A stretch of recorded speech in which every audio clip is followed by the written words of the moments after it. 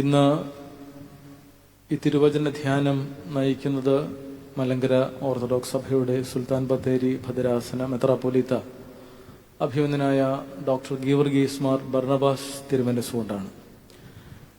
ആദ്യമേ അഭിമന്യ തിരുമനസ്സിനോടൊരു നന്ദി ഞാൻ പറയുകയാണ്. കാരണം ഇങ്ങനൊരു അവസരം നമുക്ക് നൽകിയതിന്.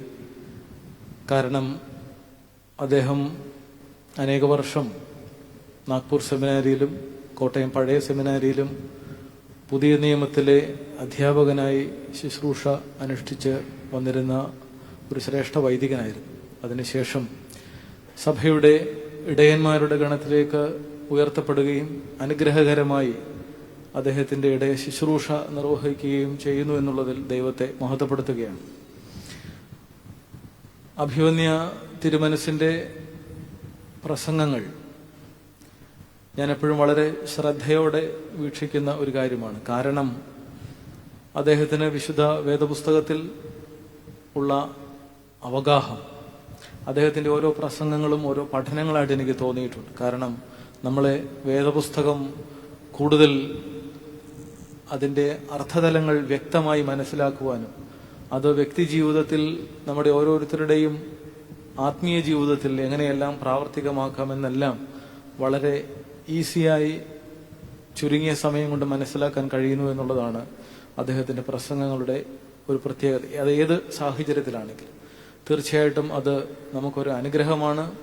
ഇതിൽ സംബന്ധിക്കുന്നവർക്ക് അത് പ്രയോജനപ്പെടുത്താവുന്നതാണ്. നിങ്ങളെല്ലാവരുടെയും പേരിൽ അഭിമന്യനായ ഡോക്ടർ ഗീവർഗീസ് മാർ ബർണബാസ് തിരുമനസ്സിനെ ഈ ധ്യാന യോഗത്തിലേക്ക് സ്വാഗതം ചെയ്യുന്നു. ഒരു നിമിഷം നമുക്ക് ദൈവസന്നിധിയിൽ വീണ്ടും പ്രാർത്ഥിക്കാം. പിതൃപുത്ര പരിശുദ്ധാത്മാവാം ദൈവമേ, അവിടുത്തെ സ്നേഹാതിരേകത്താൽ സ്വപുത്രനെ ലോകത്തിലേക്ക് അയച്ച് ലോകത്തിൻ്റെയും ഞങ്ങളുടെയും പാപത്തിനു വേണ്ടി യാഗമായി തീർന്ന ഈ പാവനമായ ദിവസത്തിൽ ഈ പരിശുദ്ധ ആലയത്തിൽ വന്ന് തിരുവചനം ധ്യാനിപ്പാൻ ഞങ്ങൾക്ക് തന്ന അവസരത്തെ ഓർത്ത് അങ്ങയെ സ്തുതിക്കുന്നു. കർത്താവെ, ഞങ്ങൾ ബലഹീനരും പാപികളും കുറവുള്ളവരുമാകുന്നു. നിന്റെ വചനത്താൽ ഞങ്ങളെ ശുദ്ധീകരിച്ച് ഞങ്ങളെ യഥാസ്ഥാനപ്പെടുത്തണമേ. 2-3 പേർ അവിടുത്തെ ദിവ്യനാമത്തിൽ സംഗമിക്കുമ്പോൾ തിരുസാന്നിധ്യം കൊണ്ട് അവരെ ധന്യരാക്കുമെന്ന് അരുളി ചെയ്ത നിന്റെ തിരുവായ്മൊഴി ഞങ്ങളുടെ ഇടയിൽ പൂർത്തീകരിക്കണമേ. ഞങ്ങളെല്ലാവരും ചേർന്ന് പിതൃപുത്ര പരിശുദ്ധാത്മാവാം ദൈവമേ, അവിടുത്തേക്ക് സ്തുതിയും ബഹുമാനവും ആരാധനയും എന്നേക്ക് സമർപ്പിക്കുവാനായിട്ട് തന്നെ ആമേൻ. ദൈവ തിരുനാമത്തിന് മഹത്വമുണ്ടാകട്ടെ. ആദരണീയരായ വൈദിക ശ്രേഷ്ഠരെ, കർത്താവിൽ അനുഗ്രഹീതരെ, നമ്മുടെ കർത്താവിൻ്റെ ഇഹലോക ജീവിതം വളരെ ഹ്രസ്വമായിരുന്നു. അതുകൊണ്ട് തന്നെ പരിമിതമായ ആ കാലഘട്ടത്തിലെ യേശുതമ്പുരാന്റെ ഓരോ ചുവടുവെപ്പുകളും നമ്മെ സംബന്ധിച്ച് നിർണായകവും പ്രാധാന്യവും അർഹിക്കുന്നതാണ്. കർത്താവിൻ്റെ ഐഹിക ജീവിതത്തിൽ കർത്താവും ശിഷ്യന്മാരും അടങ്ങുന്ന സംഘം ഗലീല തടാകത്തിൻ്റെ ഒരു കരയിൽ നിന്ന് മറുകരയിലേക്ക് യാത്ര ചെയ്യുകയും അവിടെയുണ്ടായ ഒരു അനുഭവമാണ് അല്പസമയത്തെ വേദ പഠനത്തിനായി സമർപ്പിക്കുന്നത്. വിശുദ്ധ മർക്കോസിന്റെ സുവിശേഷം 5-ാം അധ്യായം 1 മുതൽ 20 വരെയുള്ള വാക്യങ്ങൾ. വിശുദ്ധ മർക്കോസിന്റെ സുവിശേഷം 5-ാം അധ്യായം 1 മുതൽ 20 വരെയുള്ള വാക്യങ്ങൾ. ഞാൻ തന്നെ അത് ഒന്ന് വായിക്കാം. മലയാളത്തിലുള്ള വിവർത്തനം. അവർ കടലിന്റെ അക്കരെ ഗദരദേശത്ത് എത്തി. പടകിൽ നിന്ന് ഇറങ്ങിയ ഉടനെ അശുദ്ധാത്മാവുള്ള ഒരു മനുഷ്യൻ കല്ലറകളിൽ നിന്ന് വന്ന് യേശുവിനെ എതിരേറ്റു. അവന്റെ പാർപ്പ് കല്ലറകളിൽ ആയിരുന്നു. ആർക്കും അവനെ ചങ്ങല കൊണ്ട് പോലും ബന്ധിച്ചുകൂടാഞ്ഞു. പലപ്പോഴും അവനെ വിലങ്ങും ചങ്ങലയും കൊണ്ട് ബന്ധിച്ചിട്ടും അവൻ ചങ്ങല വലിച്ചു പൊട്ടിച്ചും വിലങ്ങ് ഉരുമ്മി ഒടിച്ചും കളഞ്ഞു. ആർക്കും അവനെ അടക്കുവാൻ കഴിഞ്ഞില്ല. അവൻ രാവും പകലും കല്ലറകളിലും മലകളിലും ഇടപെടാതെ നിലവിളിച്ചും തന്നെത്താൻ കല്ലുകൊണ്ട് ചതച്ചും പോന്നു. അവൻ യേശുവിനെ ദൂരത്തു നിന്ന് കണ്ടിട്ട് ഓടിച്ചെന്ന് അവനെ നമസ്കരിച്ചു.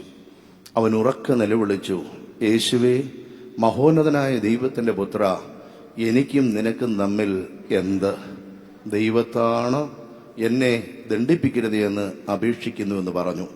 അശുദ്ധാത്മാവേ, ഈ മനുഷ്യനെ വിട്ട് പുറപ്പെട്ടു പോക എന്ന് യേശു കൽപ്പിച്ചിരുന്നു. നിന്റെ പേര് എന്ത് എന്ന് അവനോട് ചോദിച്ചതിന്, എന്റെ പേർ ലഗ്യോൻ, ഞങ്ങൾ പലരാകുന്നുവെന്ന് അവൻ ഉത്തരം പറഞ്ഞു. നാട്ടിൽ നിന്ന് തങ്ങളെ അയച്ചു കളയാതിരിപ്പാൻ ഏറിയൊന്ന് അപേക്ഷിച്ചു. അവിടെ മലയരികെ ഒരു വലിയ പന്നിക്കൂട്ടം മേഞ്ഞുകൊണ്ടിരുന്നു. ആ പന്നികളിൽ കടക്കേണ്ടതിന് ഞങ്ങളെ അയക്കണമെന്ന് അവർ അവനോട് അപേക്ഷിച്ചു. അവൻ അനുവാദം കൊടുത്തു. അശുദ്ധാത്മാക്കൾ പുറപ്പെട്ട് പന്നികളിൽ കടന്നിട്ട് കൂട്ടം കടുംതൂക്കത്തോടെ കടലിലേക്ക് പാഞ്ഞ് വീർപ്പ് മുട്ടിച്ചത്തു. അവ ഏകദേശം 2000 ആയിരുന്നു. പന്നികളെ മേയ്ക്കുന്നവർ ഓടിച്ചെന്ന് പട്ടണത്തിലും നാട്ടിലും അറിയിച്ചു. സംഭവിച്ചത് കാണുവാൻ പലരും പുറപ്പെട്ടു യേശുവിന്റെ അടുക്കൽ വന്നു. ലഗ്യോൻ ഉണ്ടായിരുന്ന ഭൂതഗ്രസ്തൻ വസ്ത്രം ധരിച്ചും സുബോധം പൂണ്ട് വിരിക്കുന്നത് കണ്ട് ഭയപ്പെട്ടു. കണ്ടവർ ഭൂതഗ്രസ്തന് സംഭവിച്ചതും പന്നികളുടെ കാര്യവും അവരോട് അറിയിച്ചു. അപ്പോൾ അവർ യേശുവിനോട് തങ്ങളുടെ അതിർ വിട്ടു പോകാൻ അപേക്ഷിച്ചു തുടങ്ങി. അവൻ പടക് ഏറുമ്പോൾ ഭൂതഗ്രസ്തനായിരുന്നവൻ താനും കൂടെ പോരട്ടെ എന്ന് യേശുവിനോട് അപേക്ഷിച്ചു. യേശു അവനെ അനുവദിക്കാതെ, നിന്റെ വീട്ടിൽ നിനക്കുള്ളവരുടെ അടുക്കൽ ചെന്ന് കർത്താവ് നിനക്ക് ചെയ്തത് ഒക്കെയും നിന്നോട് കരുണ കാണിച്ചതും പ്രസ്താവിക്കുക എന്ന് അവനോട് പറഞ്ഞു. അവൻ പോയി യേശു തനിക്ക് ചെയ്തത് ഒക്കെയും ദെക്കപ്പൊലി നാട്ടിൽ ഘോഷിച്ചു തുടങ്ങി. എല്ലാവരും അത്ഭുതപ്പെടുകയും ചെയ്തു. വളരെ ദീർഘമായ ഒരു വേദഭാഗമാണ്. പരിമിതമായ സമയത്തിനുള്ളിൽ അല്പം ചില കാര്യങ്ങൾ ഇതിൽ നിന്ന് പങ്കുവയ്ക്കാവുന്ന ദൈവത്തിൽ ശരണപ്പെടുന്നു. ഗലീല തടാകത്തിന്റെ പടിഞ്ഞാറേ തീരത്ത് നിന്ന് കിഴക്കേ തീരത്തേക്കാണ് യേശുവും ശിഷ്യന്മാരും യാത്ര ചെയ്യുന്നത്. തീരത്തിനടുത്തുള്ള ഒരു പ്രദേശമാണ് ഇവിടെ പരാമർശിക്കപ്പെടുന്നതായ ഗദര ദേശം. ഈ സ്ഥലത്തിന്റെ ഐഡന്റിറ്റിയെക്കുറിച്ചും ഈ സ്ഥലത്തിന്റെ സ്ഥിതിയെക്കുറിച്ചും പലതരത്തിലുള്ള വ്യാഖ്യാനങ്ങളും ഒന്നിലധികം സ്ഥലങ്ങൾ പരാമർശിക്കപ്പെടുന്നുണ്ടെങ്കിലും യേശുവിൻ ശിഷ്യന്മാരും കടലിൽ നിന്ന് ഇറങ്ങിയ ഉടൻ തന്നെ ഭൂതഗ്രസ്തൻ യേശുവിനോട് അപേക്ഷയുമായി വന്നു എന്നുള്ളതുകൊണ്ട് ആ കടൽ തീരത്ത് തന്നെയുള്ള ഗദരദേശമാണ് ഇതെന്ന് അനുമാനിക്കുന്നതിൽ തെറ്റില്ല. ഭൂതബാധിതനായി വളരെ ക്ലേശങ്ങൾ അനുഭവിച്ച് കല്ലറകളിലും മലകളിലും ഗുഹകളിലുമൊക്കെ ആയിരുന്ന ഒരു മനുഷ്യനെ യേശു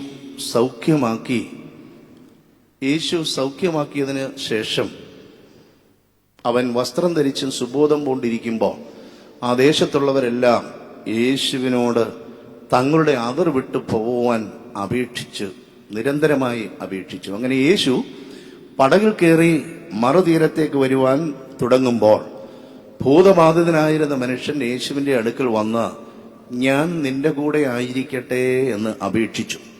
യേശു തമ്പുരാൻ അവനെ അനുവദിക്കാതെ, നിന്റെ വീട്ടിലേക്ക് ചെന്ന് നിനക്കുള്ള പ്രിയപ്പെട്ടവരുടെ അടുക്കൽ ദൈവം നിനക്ക് ചെയ്തതായ ആ കാരുണ്യ പ്രവൃത്തിയെക്കുറിച്ച് പ്രസ്താവിക്കുക എന്ന് പറഞ്ഞു. അവൻ സന്തോഷത്തോടെ അത് ഏറ്റെടുത്ത് പ്രവർത്തിക്കുകയും ചെയ്തു. പ്രിയമുള്ളവരെ, യേശു തമ്പുരാനാൽ സൗഖ്യം ലഭിച്ച, ഭൂതം പുറത്തുപോയി സുബോധം പൂണ്ട് അനുഗ്രഹീതനായ ആ മനുഷ്യനോട്, ആ മനുഷ്യൻ യേശു തമ്പുരാനോട് എന്താണ് അപേക്ഷിക്കുന്നത്? യേശു തമ്പുരാൻ അവനെ എവിടേക്കാണ് അയക്കുന്നത് എന്ന് നമുക്ക് നോക്കാം. ഭൂതാവിഷ്ടനായിരുന്ന മനുഷ്യൻ യേശു തമ്പുരാന്റെ അടുക്കൽ വന്ന് ഇപ്രകാരമാണ് ചോദിക്കുന്നത്, താനും കൂടെ പോരട്ടെയോ എന്ന് അവനോട് അപേക്ഷിച്ചു. മുമ്പ് വളരെ ഭീകരമായ ഒരവസ്ഥയിലൂടെ കടന്നുപോയ മനുഷ്യൻ സുബോധം വന്ന് വസ്ത്രം ധരിച്ച് മാന്യനായ ഒരു വ്യക്തിയായി കഴിഞ്ഞപ്പോൾ അവൻ ചോദിക്കുന്നത്, യേശുവിന്റെ അടുക്കൽ വന്ന് ചോദിക്കുന്നത്, ഞാനും കൂടെ നിന്റെ കൂടെ പോരട്ടെ എന്ന. മലയാളത്തിൽ ഞാൻ കൂടെ നിന്റെ കൂടെ പോരട്ടെ എന്ന് തർജ്ജിമ ചെയ്ത് എഴുതിയിരിക്കുന്നത് സാഹചര്യവും മലയാളികളായ നമുക്ക് പെട്ടെന്ന് മനസ്സിലാകട്ടെ എന്ന് വിചാരിച്ച് നടത്തിയ ഒരു വിവർത്തനമാണ്. അദ്ദേഹം വന്ന് ചോദിക്കുന്നതായി വേദപുസ്തകത്തിൽ ഗ്രീക്ക് ഭാഷയിൽ രേഖപ്പെടുത്തിയിരിക്കുന്നത് മെറ്റ് ഔട്ടോ ഹി, ഞാൻ നിന്റെ കൂടെ ആയിരിക്കട്ടെ എന്ന. പക്ഷേ ഞാൻ നിന്റെ കൂടെ പോരട്ടെ എന്ന് ചോദിക്കുന്നതിന് ഒരു റീസൺ ഉണ്ട്. കാരണം യേശു പടക് ഏറുമ്പോൾ എന്നാണ്. അപ്പോൾ തീരത്ത് യേശു പോയ ആ വഞ്ചി കിടപ്പുണ്ട്. ശിഷ്യന്മാരും യേശുവും അവിടെയുള്ളവർ പറഞ്ഞതനുസരിച്ച് തിരിച്ചു പോരാമെന്ന് വിചാരിച്ച് കാലെടുത്ത് ആ വഞ്ചിയിലോട്ട് വെക്കുമ്പോഴാണ് ഈ മനുഷ്യൻ വന്ന് ചോദിക്കുന്നത്, ഞാൻ ഇവിടെ നിൽക്കാൻ ആഗ്രഹിക്കുന്നില്ല, അങ്ങനെയാണെങ്കിൽ എന്താ ചോദിക്കേണ്ടത്, നിന്റെ കൂടെ പോരട്ടെ എന്നാ. പക്ഷേ യഥാർത്ഥത്തിൽ അങ്ങനെയല്ല അതിന്റെ അർത്ഥം. പിന്നെന്താണ്? ഞാൻ നിന്റെ കൂടെ ആയിരിക്കട്ടെ, would I be with you. ഒരു സബ്ജക്റ്റീവായി, അവന്റെ ഒരു അപേക്ഷയായി, അവന്റെ ഒരു പ്രതീക്ഷയായി, അവന്റെ ഒരു താല്പര്യമായി യേശുവിന്റെ മുമ്പാകെ അവനത് സമർപ്പിക്കുകയാണ് ചെയ്യുന്നത്. ടു ബി എന്ന ബേസിക്കായ വെർബിന്റെ ഒരു ഫോമാണ് ഇവിടെ ഉപയോഗിക്കുന്നത്. ഞാൻ നിന്റെ കൂടെ ആയിരിക്കട്ടെ. യേശു അനേക വ്യക്തികളെ തന്റെ കൂടെ ആയിരിക്കാൻ വിളിച്ചു. പരശുശ്രൂഷ വേളയിൽ അനേക വ്യക്തികളെ യേശു തമ്പുരാൻ നിങ്ങൾ എന്റെ അടുക്കൽ വരുവാൻ വിളിച്ചു. ചില ആളുകളെ എന്നോടുകൂടെ എന്നെ അനുഗമിക്കുക, നിങ്ങൾ ദിനംതോറും തങ്ങളുടെ ക്രൂശെടുത്ത് എന്റെ പിന്നാലെ വരിക എന്ന് യേശു തമ്പുരാൻ ആഹ്വാനം ചെയ്തു. അങ്ങനെ ജനങ്ങൾ യേശുവിന്റെ അടുക്കൽ യേശുവിനോടൊപ്പം ആയിരിക്കുവാനും യേശുവിനെ അനുഗമിക്കണം എന്ന് ആഗ്രഹിക്കുകയും ചെയ്യുന്ന യേശുവിനോട് ഇതാ ഒരു മനുഷ്യൻ ഉള്ളിൽ നിന്ന് തന്നെ വന്ന് ചോദിക്കുകയാണ്, ഞാൻ നിന്റെ കൂടെ ആയിരിക്കട്ടെ, ഞാൻ നിന്റെ കൂടെ വരട്ടെ എന്ന് ചോദിക്കുക. വലിയ ഗഹനമായ തരത്തിലേക്ക് പോകാൻ നമ്മുടെ സമയം അനുവദിക്കത്തില്ല. എങ്കിലും ഈ ചോദിക്കുന്നതിന് മറ്റൊരു തലം കൂടെ ഉണ്ടെന്ന് ഞാൻ വിചാരിക്കുക. കാരണം യേശു ആ ദേശത്തേക്ക് വന്ന് ഈ മനുഷ്യന് സൗഖ്യം കൊടുത്തപ്പോൾ 2000 പന്നികളാണ് ചത്തുപോകാനിടയായത്. ആ 2000 പന്നികളുടെ ഉടമസ്ഥർ ഇതിന് കാരണക്കാരായ ആളുകളെ അവിടെ വെച്ചേക്കുമോ? അയ്യോ, ആ ദേശത്തുള്ള എത്രയോ ആൾക്കാരുടെ സ്വത്ത് പോയി. അതിനെ പാലിച്ചുകൊണ്ടിരുന്ന കുറെ ആളുകളുടെ ജോലി പോയി. ഇനി ആ മനുഷ്യന് ആ തീരത്ത് നിൽക്കാൻ പറ്റത്തില്ല. ആളുകൾ അന്വേഷിച്ചു വരുവാ, ഇതെല്ലാം എങ്ങനെ സംഭവിച്ചു? ദേണ്ട് ഇവൻ മുഖാന്തരമാ സാറേ ഇതുണ്ടായത്, അവനെ വെച്ചേക്കുമോ? അപ്പോൾ ഒരു തരത്തിൽ പറഞ്ഞാൽ യേശുവിന്റെ കൂടെ ആ വഞ്ചിയിൽ കയറി മറുതീരത്ത് രക്ഷപ്പെട്ടെത്താമെന്നാണ് ഈ മനുഷ്യൻ ആഗ്രഹിക്കുന്നത്. പക്ഷെ യേശു തമ്പുരാൻ പറയുകയാണ്, നീ അവിടെ നിൽക്കണം. ഈ സ്ഥലത്തിന്റെ പ്രത്യേകത എന്താണെന്നറിയാമോ? യേശുവിനോട് ഈ സ്ഥലം വിട്ടു പോകണമെന്ന് പറഞ്ഞവരാ.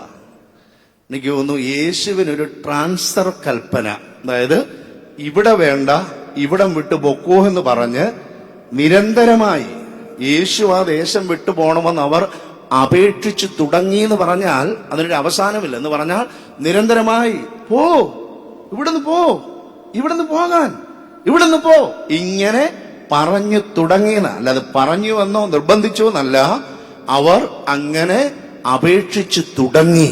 അപ്പൊ അവർ നിരന്തരമായി വേറെ ഗത്യന്തരമില്ലാതെ യേശു മടങ്ങിപ്പോവുക. അങ്ങനെയെങ്കിൽ യേശുവിനോടൊപ്പം ആയിരിക്കുക എന്ന് പറഞ്ഞാൽ യേശുവിന്റെ ഒരു ശിഷ്യനാകുക എന്നാ. To be with Jesus means to become a disciple of Jesus. ശിഷ്യന്മാരെ തെരഞ്ഞെടുക്കുമ്പോൾ വിശുദ്ധ മർക്കോസിന്റെ വിശേഷം 3-ാം അധ്യായത്തിൽ നാം കാണുന്നുണ്ട്, തന്നോടുകൂടെ ആയിരിക്കാനും. ഒന്നാമത്തെ കാര്യം അതാ. ശിഷ്യന്മാരെ വിളിക്കുന്നതിന്റെ പ്രധാനപ്പെട്ട ഉദ്ദേശം എന്താ? തന്നോടുകൂടെ ആയിരിക്കാൻ, യേശുവിനോടുകൂടെ ആയിരിക്കാൻ. നമ്മളൊക്കെ ചിലപ്പോഴെങ്കിലും പ്രാർത്ഥിക്കും, കർത്താവേ ഒന്നുകിൽ നീ ഞങ്ങളുടെ അടുക്കിലേക്ക് വരണമേ, ഞങ്ങളുടെ വീട്ടിലേക്ക് വരണമേ, അല്ലെങ്കിൽ എനിക്ക് നിന്റെ അടുക്കലായിരിക്കാൻ സാധിക്കണമേ എന്നൊരു പ്രാർത്ഥന ആത്മാർത്ഥതയുള്ള എല്ലാവരും പ്രാർത്ഥിക്കുന്നതാ. Either Jesus be with me or I be able to with you. അപ്പൊ ഇത് എല്ലാ മനുഷ്യരുടെ ആഗ്രഹമായി എന്ന് ഇരിക്കെ ഈ മനുഷ്യൻ യേശു തമ്പുരാനോട് അപേക്ഷിച്ചിട്ട് യേശു അത് സ്വീകരിച്ചില്ല.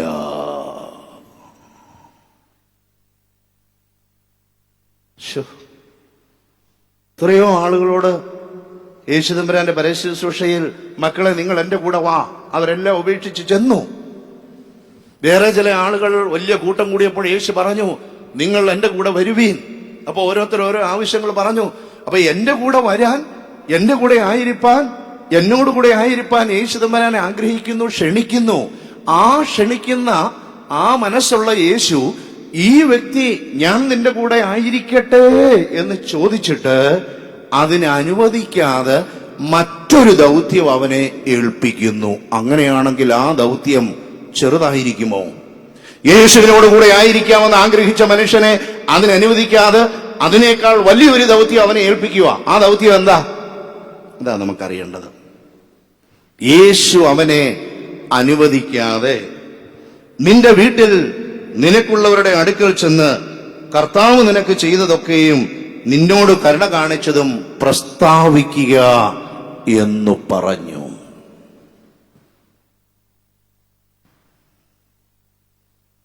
യേശു അവനെ തന്റെ കൂടെ കൂട്ടിക്കൊണ്ടുവരാതെ യേശു അവനെ അവന്റെ വീട്ടിലേക്ക് അയച്ചു.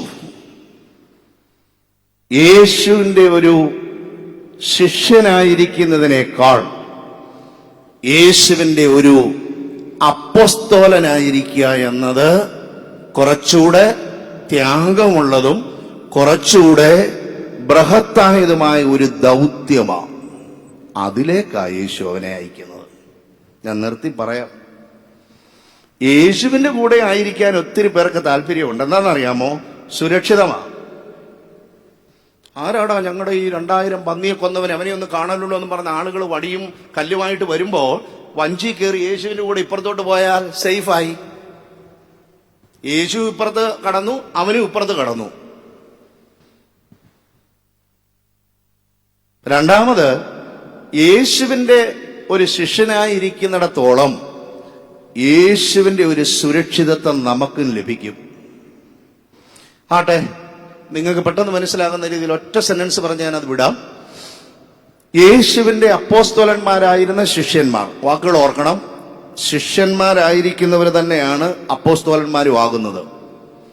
എല്ലാ ശിഷ്യന്മാരും അപ്പോസ്തോലന്മാരല്ല. എന്നാൽ അപ്പോസ്തോലന്മാരെല്ലാം ശിഷ്യഗണത്തിലേക്ക് വന്നിട്ടാണ് അപ്പോസ്തോലന്മാരാകുന്നത്. യേശുവിന്റെ ശിഷ്യന്മാരായിരുന്ന ആരെങ്കിലും യേശുവിന്റെ കാലത്ത് ഒരു നുള്ള മണ്ണെങ്കിലും ദേഹത്ത് വീണവരുണ്ടോ? യേശുവിന്റെ കാലത്തെ യേശുവിന്റെ ശിഷ്യന്മാർക്ക് ആർക്കെങ്കിലും യേശു ഉണ്ടായിരുന്നത് കൊണ്ട് ഒരു നുള്ള മണ്ണെങ്കിലും ദേഹത്ത് വീഴേണ്ടത് വന്നോ? ഇല്ല. എന്നാൽ യേശുവിന്റെ കാലം കഴിഞ്ഞപ്പോൾ ശിഷ്യന്മാർ അപ്പോസ്തോലന്മാരായി ഐക്യപ്പെട്ടപ്പോൾ ഒരാൾ ഒഴിച്ച് ബാക്കി മുഴുവൻ ആളുകളും രക്തസാക്ഷികളായി. അപ്പൊ ശിഷ്യനായിരിക്കുന്നതാണോ അപ്പോസ്തോലനായിരിക്കുന്നതാണോ കൂടുതൽ ത്യാഗം? അപ്പോസ്തോലനായിരിക്കാനാ. ഇവിടെ ഇരിക്കുന്നവരെല്ലാം ഞാനും കർത്താവിന്റെ ശിഷ്യനാകാനാ. കർത്താവ് വലിയൊരു വടവൃക്ഷമാകയാൽ അതിന്റെ അടിയിൽ ഞാൻ ഇരിക്കുമ്പോൾ ഞാൻ സുരക്ഷിതനാ. കർത്താവ് എല്ലാ പ്രശ്നവും തരണം ചെയ്തോളും. എന്നാൽ ഞാൻ ഐക്യപ്പെടും. ആർക്കു വേണ്ടി? ക്രിസ്തുവിന് വേണ്ടി ഞാൻ ഐക്യപ്പെടുമ്പോൾ എനിക്ക് തന്നെയാണ് അതിൽ നിന്നുണ്ടാകുന്ന കല്ലേറുകൾ, അടി, അപമാനങ്ങൾ, അപവാദങ്ങൾ നേരിടേണ്ടത് ഞാൻ തന്നെയാണ്. അതിന് പകരം വെക്കാൻ യേശു അവിടെ ഇല്ല. യേശു മറുകരയിൽ പോയി. നമുക്ക് ചെറുതായിട്ടൊന്ന് ചിന്തിച്ചാലേ, യേശുവിന്റെ ശിഷ്യനായിരിക്കുന്നതിനേക്കാൾ വലിയ ഒരു ദൗത്യം കൊടുത്തെങ്കിൽ ആ ദൗത്യം എന്താണെന്നൊന്ന് അറിയണമല്ലോ. എന്റെ കൂടെ വരാൻ വിളിച്ച കർത്താവ് കൂടെ ചെല്ലാമെന്ന് പറഞ്ഞപ്പോൾ വാക്കുമാറി. എന്റെ കൂടെ വരണ്ട, നീ വീട്ടിലോട്ട് പോകാൻ. അപ്പൊ വീട്ടിലേക്ക് പോകുന്ന ദൗത്യം ഏറ്റവും വലിയൊരു ദൗത്യം അല്ലെങ്കിൽ യേശു അങ്ങനെ അയക്കുമോ? അങ്ങനെയാണ് വീട്ടിലേക്ക് പോകുന്ന ദൗത്യം എന്താണെന്ന് നമുക്ക് നോക്കിയാലോ. അതിലോട്ട് നോക്കുന്നതിന് മുമ്പ് ഒന്ന് ശ്രദ്ധിച്ചേ. നിങ്ങൾ ഈ രാഷ്ട്രത്തിലെ ഒരു രാഷ്ട്ര നേതാവായാലും, നിങ്ങളൊരു ഉദ്യോഗസ്ഥനായാലും, നിങ്ങളൊരു അധ്യാപകനായാലും, നിങ്ങളൊരു പുരോഹിതനായാലും, നിങ്ങൾ ഏത് ദൗത്യത്തിൽപ്പെട്ടവരായാലും വീടിനോടുള്ള ബന്ധം കഴിഞ്ഞ് ഉള്ള ബന്ധം മതി.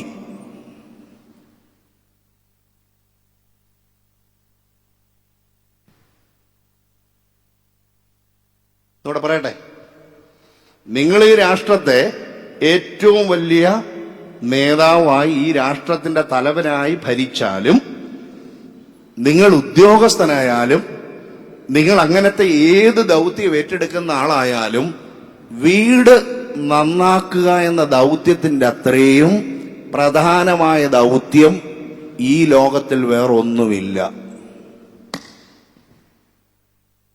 അതുകൊണ്ടാണ് യേശുവിന്റെ പടകിൽ കൂടെ കയറി യേശുവിന്റെ കൂടെ വരുന്നതിനേക്കാൾ അവനെ അവന്റെ വീട്ടിലേക്ക് യേശു അയച്ചു. യേശു അവനെ വീട്ടിലേക്ക് അയച്ചു എന്ന് പറയുന്ന ആ കാര്യം നമുക്കൊന്ന് നോക്കാം.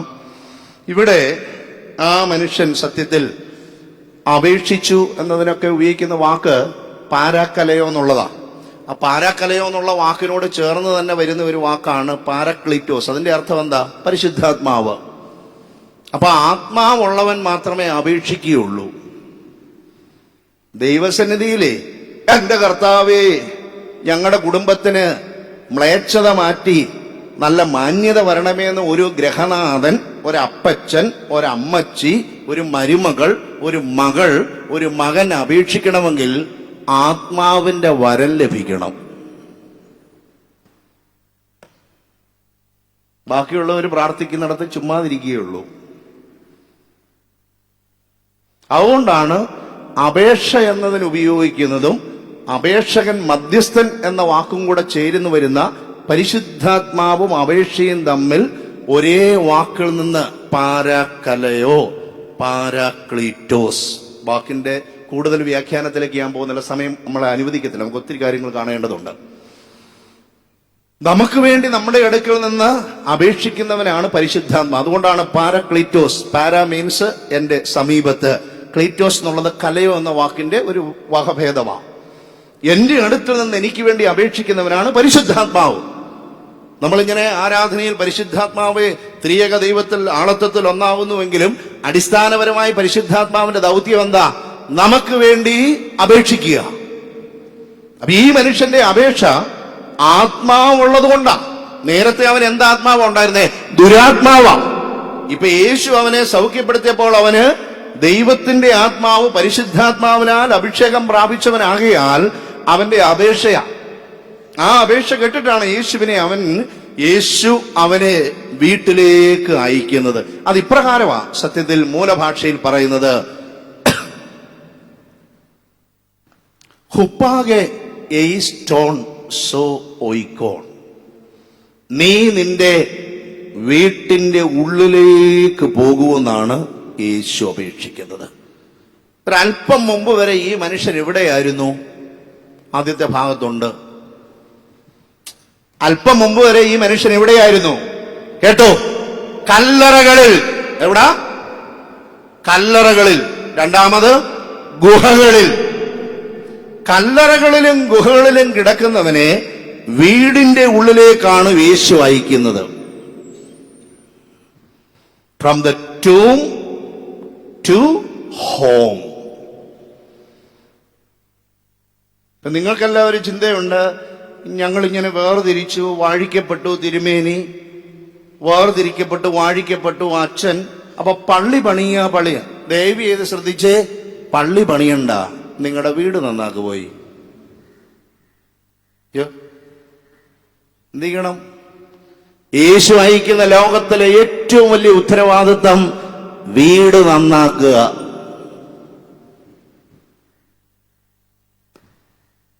ഞാൻ ഈ രാഷ്ട്രത്തിന്റെ നിർമ്മാണം വേണ്ട, നീല വീട്ടിൽ പോയി നന്നാക്കുക. ശരിക്കും ആ ഗ്രീക്ക് ഭാഷയിൽ ഉപയോഗിക്കുന്നതിന്റെ അർത്ഥം ആശ്ചര്യമായിട്ട് പറഞ്ഞാൽ മൂവ്മെന്റിന്, നമ്മുടെ യാത്രയ്ക്ക്, ചലനത്തിന് 2 തരത്തിലുള്ള പ്രിപ്പോസിഷൻസ് ഗ്രീക്ക് ഭാഷയിൽ ഉപയോഗിക്കും. ഒന്ന് പ്രോസ് എന്ന് പറയും. പ്രോസ് എന്നാൽ ടുവേർഡ്സ് ഓർ ടു എന്നാണ്. പരുമലയിൽ ലേക്ക്, ലേക്കല്ല, പരുമലയിലേക്ക്, പരുമലയിലോട്ട്. നിങ്ങൾക്ക് മനസ്സിലാക്കാൻ എൻ്റെ അർത്ഥം ഞാൻ പറയാം. നമ്മൾ ഞായറാഴ്ച ഒരു 11:30 ആകുമ്പോൾ ഒരു വീട്ടിൽ ചെന്ന്, നമ്മുടെ ഇടവകയിൽ ഒരു വീട്ടിൽ ചെന്ന്, മോൻ എന്തിയേ ചായ? അപ്പൊ അവര് പറയും പള്ളിയിൽ പോയി. എന്താ? നിങ്ങളിങ്ങനെ ദൂരെ വലിയ ആളുകളാ ഇങ്ങനെ കേൾക്കട്ടെ, കഴിഞ്ഞ ദിവസം ഇങ്ങനെ പോസ്റ്റർ കണ്ട് തിരുമേനി പ്രസംഗിക്കുന്നു, അതുകൊണ്ട് ഞങ്ങൾ ഇങ്ങനെ ഇരിക്കും, ആ തിരുമേനി പ്രസംഗിക്കട്ടെ. ഓ, എന്താ പറയുന്നത്? ഈ മകനെ അങ്ങ് വിടാം, അമ്മാമ്മയെ കണ്ടില്ലല്ലോ, എന്താ പറയുന്നേ? പള്ളിയിൽ പോയി. നീ അമ്മാമ്മയോടെ ചോദിക്കുന്നെങ്കിലോ, അച്ഛാ എന്നെ എന്തെന്ന് ചോദിച്ചാ പള്ളിയിൽ പോയി. ശ്രദ്ധിച്ചേ, ഈ പള്ളിയിൽ പോയി എന്ന് പറയുന്ന ആളുകളാണ് ഈ പള്ളിയുടെ പരിസരത്തെ പേരച്ചൂട്ടിലും മാഞ്ചൂട്ടിലും ഒക്കെ നിൽക്കുന്ന ആളുകൾ. ചുമ്മാ അത് പറയുന്നതല്ല. ശ്രദ്ധിച്ചേ, പ്രോസ് എന്ന ഗ്രീക്ക് ഭാഷയിലെ പ്രിപ്പോസിഷൻ ടുവേർഡ് ഓർ ടു. അപ്പം അവിടെ വീട്ടിൽ ഹാജർ വെച്ചിരിക്കുന്നത് എന്താണ്? വീട്ടിലില്ലാത്തതിന്റെ കാര്യം എന്താ? പള്ളിയിൽ പോയി. പള്ളിയിൽ എവിടാ പോയത്? അവിടെ പേരച്ചോട്ട് നിൽപ്പുണ്ട്, അവിടെ നിൽക്കുക. എല്ലാ ദേവാലയങ്ങളിലും ഇപ്പൊ പ്രത്യേകിച്ച് ആളുകൾ കുറവായതുകൊണ്ട് നിറഞ്ഞിരിക്കാൻ, ഇവിടെ തന്നെ നോക്കിക്കേ, ഇവിടെ എന്തുമാത്രം സ്ഥലം കിടക്കുന്നുണ്ട് അല്ലേ? അത് കവിഞ്ഞു കുറച്ച് പേരുണ്ട്.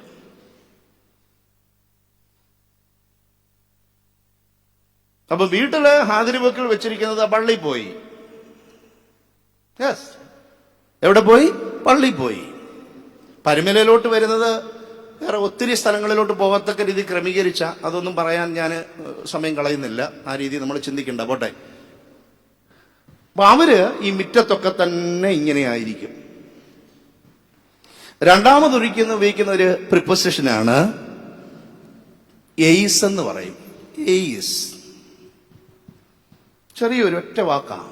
എയ്സ്, എപ്സിലോൺ, അയോട്ട, സിഗ്മ, എയ്സ് എന്ന ഒരു വാക്ക്. അതിന്റെ അർത്ഥം ടു ഓർ ഇൻ ടു എന്ന, അതിലേക്ക. അപ്പൊ അങ്ങനെയുള്ള ഒരു വീട്ടിൽ ചെന്ന് എന്തി അച്ചാനെന്ന് ചോദിച്ചാൽ പള്ളിയിൽ പോയി എന്നല്ല പറയുന്നത്, പള്ളിയിലേക്ക് പോയി. അവരായി അകത്തിരിക്കുന്ന ആളുകൾ. മലയാള ഭാഷയിലും ഇംഗ്ലീഷ് ഭാഷയൊക്കെ ബൃഹത്തായ ഭാഷയാണ് മറ്റു പല ഭാഷകളും, പ്രത്യേകിച്ച് ഈ മൂലഭാഷ. അപ്പൊ അവിടെ ഹുപ്പാകെ എയ്സ്റ്റോൺ ഒയ്ക്കോൺ സു എന്ന് പറഞ്ഞാൽ നീ നിന്റെ വീടിന്റെ ഉള്ളിലേക്ക് പോകുക എന്നാ യേശു പറയുന്നത്. ലിറ്ററലി. അപ്പൊ ഈ മനുഷ്യന്റെ പ്രത്യേകത നമുക്ക് ഇവിടെ വെച്ചൊന്ന് നോക്കാം. ഇവൻ ഇപ്പോഴെവിടെയാണെന്നാ ഞാൻ പറഞ്ഞത്? കല്ലറകളിലാണ്, ഗുഹകളിലാണ്. കല്ലറകളിലും ഗുഹകളിലുമായിരിക്കുന്ന മനുഷ്യൻ വീടിന്റെ ഉള്ളിലേക്ക് പോണം. തിരുമേനി ദൈവകൃപയാല് പള്ളിയോടടുത്തായി കല്ലറ എന്നുള്ളത് കൊണ്ട് മോനും മരുമോളും അച്ചായനും ഞാനും അമ്മച്ചിയും അപ്പച്ചനും എല്ലാം കല്ലറയിലൊന്നും പോകുന്നില്ല, വീട്ടിൽ തന്നെയുണ്ട്. പക്ഷേ വീട് ഏകദേശം കല്ലറ പോലെയാ.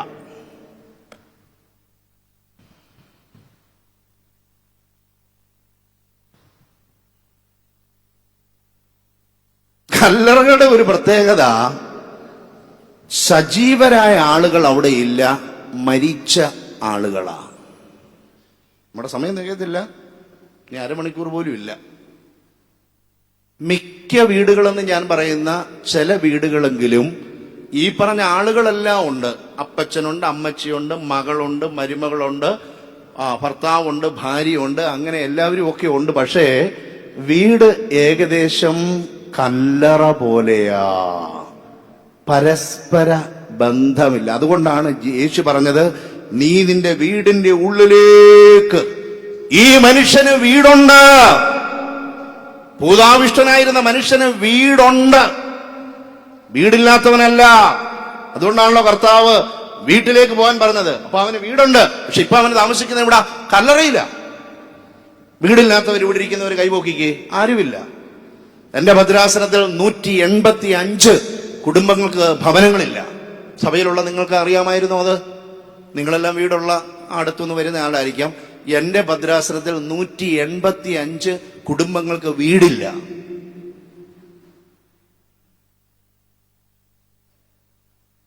വീടില്ലാത്തവനല്ല, വീട് മാത്രമല്ല ഇവനുള്ളത്, പിന്നെ ആരുണ്ട്? വീട്ടുകാരുമുണ്ട്. വീടുമുണ്ട്, വീട്ടുകാരുമുണ്ട്, പക്ഷെ അവന്റെ ജീവിതം കല്ലറയാ. ഈ വിഷയത്തെക്കുറിച്ച് മാത്രം ഡീപ്പായിട്ട് ചിന്തിച്ചാൽ ഒരു 3 മണി വരെ നമ്മൾ പല ആസ്പെക്റ്റുകൾ പറയും. പക്ഷെ അതിനിവിടെ സമയമില്ലാത്തതുകൊണ്ട് ഞാനത് വിടുക. നിങ്ങളെപ്പോലെയുള്ള പ്രബുദ്ധരായ ആളുകൾ പല കാര്യങ്ങളും അതിലേക്ക് ചേർത്ത് ചിന്തിച്ചാൽ മതി. വീടുണ്ട്, പക്ഷെ വീട്ടിൽ ബന്ധങ്ങളില്ല. യേശു തമ്പുരാൻ ഈ മനുഷ്യനെ വിടുന്നത് എന്റെ കൂടെ ഒരാളായി, 12 ശിഷ്യന്മാരുടെ കൂടെ 13ാമതായ ഒരാളായി വരാനല്ല. നീ നിന്റെ വീട്ടിൽ പോയി നിന്റെ വീടിനെ നന്നാക്കുക. ഒന്നാമത് വേണ്ടതെന്താ? അറ്റുപോയ ബന്ധങ്ങൾ പുനഃസ്ഥാപിക്കണം. ഇരിക്കുന്ന അനേകം ആൾക്കാരുടെ മുഖം കണ്ടാൽ അറിയാം അറ്റുപോയിട്ടുണ്ട്. യേശു തമ്പുരാൻ കൗൺസിലിംഗ് ഒന്നും കൊടുത്തില്ല. നീ നിന്റെ വീട്ടിൽ പോയി പ്രസ്താവിക്കാന്നേ പറഞ്ഞുള്ളൂ. ദൈവാനുഗ്രഹം ലഭിച്ചവനായതുകൊണ്ട് അവനറിയാം അതെങ്ങനെയാ പ്രസ്താവിക്കേണ്ടത്. സത്യത്തിൽ നിങ്ങളൊന്ന് ആലോചിച്ച് നോക്കിക്കേ. വർഷങ്ങളായി, എത്ര വർഷമാണെന്ന് നമുക്കറിയത്തില്ല, വർഷങ്ങളായി ഈ പന്നികളെ മേയിക്കുന്ന സ്ഥലം, യഹൂദന്മാരുടെ ഒരു ചുറ്റുപാടിൽ പന്നി എന്നുള്ളത് അശുദ്ധമായൊരു മൃഗമാകയാൽ പന്നികളെ മേയിക്കുന്ന സ്ഥലം അവർക്ക് പ്രിയപ്പെട്ട സ്ഥലമല്ല, അവർക്ക് വിരുദ്ധമായ സ്ഥലമാണ്. അപ്പൊ അല്പം അവരെ സംബന്ധിച്ച് മ്ലേച്ഛമായ ഒരു സ്ഥലത്താണ് ഈ മനുഷ്യൻ ജീവിക്കുന്നത്. രണ്ടാമത്, അവൻ വീടുണ്ടെങ്കിലും സജീവരായ ആളുകളുമായി സംസാരിക്കുന്നതിന് പകരം കല്ലറയിലുള്ള ആളുകളോട് സംസാരിക്കുമെന്ന് എനിക്കറിയത്തില്ല. അവൻ ബഹളം വെക്കും, അവൻ ആക്രോശിക്കും, നിലവിളിക്കും. അങ്ങനെ ആ നാട്ടുകാർക്ക് മുഴുവൻ ഭയം ഉണ്ടാക്കുന്ന മനുഷ്യനാ. നാട്ടുകാർക്ക് മുഴുവൻ ഭയമുണ്ടാക്കുന്ന മനുഷ്യനാ. അവന് ബന്ധമില്ല. അവനിങ്ങനെ ശക്തനാകുകയും ഇങ്ങനെ ആക്രോശിച്ച് സ്വയം മുറിവേൽപ്പിക്കുകയും ചങ്ങലയും ആ വിലങ്ങുകളും ഉരുമി പൊട്ടിക്കുകയും ചെയ്യുന്നവനാകിയാൽ ആർക്കും അവനെ നിയന്ത്രിക്കാൻ കഴിയത്തില്ല.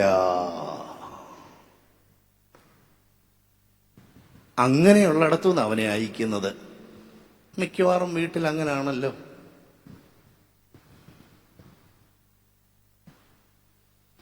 വീട്ടിൽ ഒരാൾ ശക്തൻ കാണുമല്ലോ. ശക്തൻ തമ്പുരാൻ ഒരാൾ വീട്ടിൽ കാണത്തില്ലേ? ഉണ്ട്. അവൻ രാവും പകലും അവൻ നിലവിളിക്കും. ആട്ടെ, വൈകിട്ട് എപ്പോഴെങ്കിലും അറേഞ്ച് ചെയ്യുന്ന ഒരു സമയത്ത് സന്ധ്യാപ്രാർത്ഥന നടത്തി ഭക്ഷണം കഴിച്ച് സംതൃപ്തിയോടെ ഉറങ്ങാൻ പോകുന്ന ഏതെങ്കിലും വീട് ഇപ്പോഴുണ്ടോ ലോകത്ത്? ആളുകൾ ഇതൊക്കെ പണ്ട് ക്രമീകരിച്ചപ്പോൾ നമ്മുടെ ചെറുപ്പക്കാർ, നമ്മുടെ ബുദ്ധിയുള്ളവര്, ഇപ്പോഴത്തെ വലിയ പണമുള്ള ആളുകൾ വിചാരിച്ചു, അന്നൊക്കെ പാടത്തും പരപ്പത്തും ഒക്കെ പണി ചെയ്തുകൊണ്ട് നിവൃത്തിയില്ലാത്തതുകൊണ്ട് വല്യപ്പച്ചനും വല്യമ്മച്ചും ഒക്കെ പ്രാർത്ഥിച്ചതാ. ഇപ്പൊ നമുക്ക് ഈ മൊബൈലിൽ തന്നെ ബിസിനസ് ചെയ്യാൻ പറ്റുന്നതുകൊണ്ട് അങ്ങനെ പ്രത്യേകിച്ച് പ്രാർത്ഥനയുടെ ആവശ്യമില്ല, അങ്ങനെ ഒരു സമയത്തിന്റെ ആവശ്യമില്ല, ഉറക്കത്തിന് സമയമില്ല. അതാ ഇങ്ങനെ തൂങ്ങിയിരിക്കുന്നതിന്റെ പ്രധാനപ്പെട്ട കാര്യം. രാവും പകലും അധ്വാനിക്കുന്ന തലമുറ.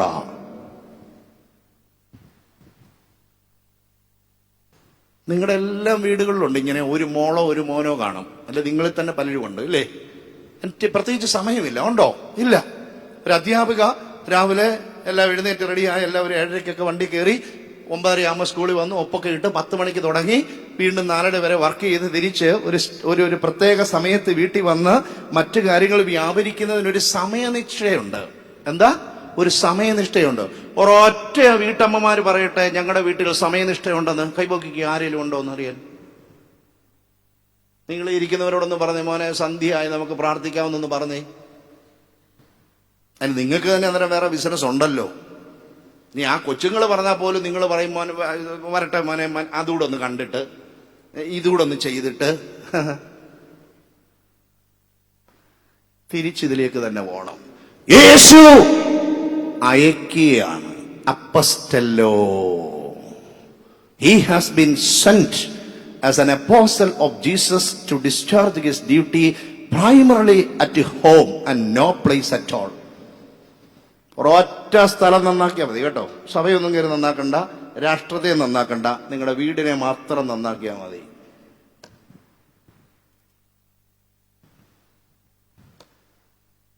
പ്രിയമുള്ളവരെ, കഴിഞ്ഞ ഒരു 30 വർഷമായി ലോകം മുഴുവൻ, ഭാരതത്തിൽ പ്രത്യേകിച്ച് കേരളത്തിൽ സംഭവിച്ചത് വീടിന് കൊടുക്കുന്ന പ്രാധാന്യം നമ്മൾ എടുത്തു കളഞ്ഞു. പണത്തിന്റെ പ്രാധാന്യം, അയ്യോ അത് വേണം. നമ്മുടെ സൗന്ദര്യം, അയ്യോ അത് വേണം. നമ്മുടെ കരിയർ, എന്തെങ്കിലും പ്രൊഫഷണൽ, അയ്യോ അത് വേണം. നമുക്ക് നല്ലൊരു വീട്, അയ്യോ അത് വേണം. നല്ല ആഡംബരം ഒരു കാർ, അത് വേണം. നമ്മൾ വിട്ടുകളഞ്ഞ ഒരു സ്ഥലം എവിടാ? ഏതാ? ഏതിനെ കുറിച്ചുള്ള കൺസേണാ വിട്ടത്? വീട്, വീട്, വീട്. ഭവനം, ഭവനം. കെട്ടിടമല്ല, ബന്ധങ്ങൾ വിച്ഛേദിച്ചു. 90 വയസ്സിന് മുകളിലുണ്ട് എൻ്റെ അമ്മ, ഇവിടെ അടുത്ത മുട്ടോ. അപ്പൊ ഞാന് നാട്ടിൽ വരുമ്പോൾ അമ്മച്ചിയുടെ അടുത്ത് പോകുകയും അമ്മച്ചിയുടെ അടുത്ത് സംസാരിക്കുകയും ഭക്ഷണം കഴിക്കുകയും ഒക്കെ ചെയ്തിട്ടാണ് തിരിച്ചിവിടെ വരുന്നത്. കഴിഞ്ഞ ആഴ്ച ഞാൻ അമ്മച്ചിയുടെ അടുത്ത് ചെല്ലുമ്പോ എഴുന്നേക്കുന്നു, കുരിശൊക്കെ വരച്ച് സ്വീകരിച്ചെന്തുകൊണ്ട് മോനെ എന്ന് പറഞ്ഞ് അതൊന്ന് തലോടിയൊക്കെ കഴിഞ്ഞതിന് ശേഷം കസേരയിട്ട് ഞാൻ അവിടെ അടുത്തിരിക്കും. അപ്പൊ അമ്മച്ചി ഓരോ കാര്യങ്ങൾ ഇങ്ങനെ പറയും. ഇപ്പൊ കഴിഞ്ഞ ആഴ്ച അമ്മച്ചി ഇങ്ങനെ ഓരോ കാര്യങ്ങൾ പറയുക. ഞങ്ങളുടെ നാട്ടിലുള്ള ചില വീടുകളിൽ നടക്കാൻ പോകുന്ന കല്യാണം, മറ്റുള്ള കാര്യത്തെക്കുറിച്ചൊക്കെ നല്ല രീതിയിൽ പറയുക. അപ്പൊ ഇങ്ങനെ കുറേ നേരം അമ്മച്ചി ഇതെല്ലാം പറഞ്ഞുകൊണ്ടിരിക്കുന്ന കൂട്ടത്തിൽ അമ്മച്ചി തന്നെ ചിരിച്ചിട്ട് പറയുവാണ്, ആ മോനോട് ഞാനിതൊന്നും പറയേണ്ട ആവശ്യം, മോൻ ഇതുമായിട്ട് എന്ത് ബന്ധമാ, പിന്നെ എന്തേലും മോനോട് പറയണ്ടേ, അതിനങ്ങ് പറഞ്ഞെന്നുള്ളതേ ഉള്ളൂ. ഞാന് അമ്മച്ചിക്ക് ദൈവകൃപയാൽ ആരോഗ്യവതിയായും ദൈവകൃപയിലും ഇരിക്കുന്നുവെങ്കിലും 90 വയസ്സ് കഴിഞ്ഞതുകൊണ്ട് ഞാൻ എൻ്റെ മുറിയിൽ പോയി വിശ്രമിക്കുന്നതിനേക്കാൾ അവിടെ തന്നെ ഇരിക്കും. അമ്മച്ചി അങ്ങനെ ചിലപ്പോൾ 1 മണിക്കൂറൊക്കെ ഇങ്ങനെ നല്ല കാര്യങ്ങളെല്ലാം പറഞ്ഞ് എന്നാ ഞാനൊന്ന് കിടക്കാൻ പോവാം മോനെന്ന് പറഞ്ഞ് അവിടെ തന്നെ കിടക്കും. മോന് വന്നാ പോയോ തിരുമേനി പോയൊന്ന് വിശ്രമിച്ചാട്ടെന്ന് പറയും. ഞാൻ അവിടെ തന്നെ പിന്നെ അങ്ങ് ഇരിക്കും. ചിലപ്പോൾ 2-3 മണിക്ക്, പിന്നെ 4 മണിക്ക് ചായ കുടിക്കുന്ന സമയം വരെ അവിടെ അങ്ങനെ ഇരിക്കും. ഭാര്യയും ഭർത്താവും കൂടെ സംസാരിച്ചിട്ട് എത്ര നാളായച്ചാ? അല്ലേ? ഭാര്യയും ഭർത്താവും കൂടെ ഹൃദയം തുറന്ന് സംസാരിച്ചിട്ട് എത്ര നാളായി?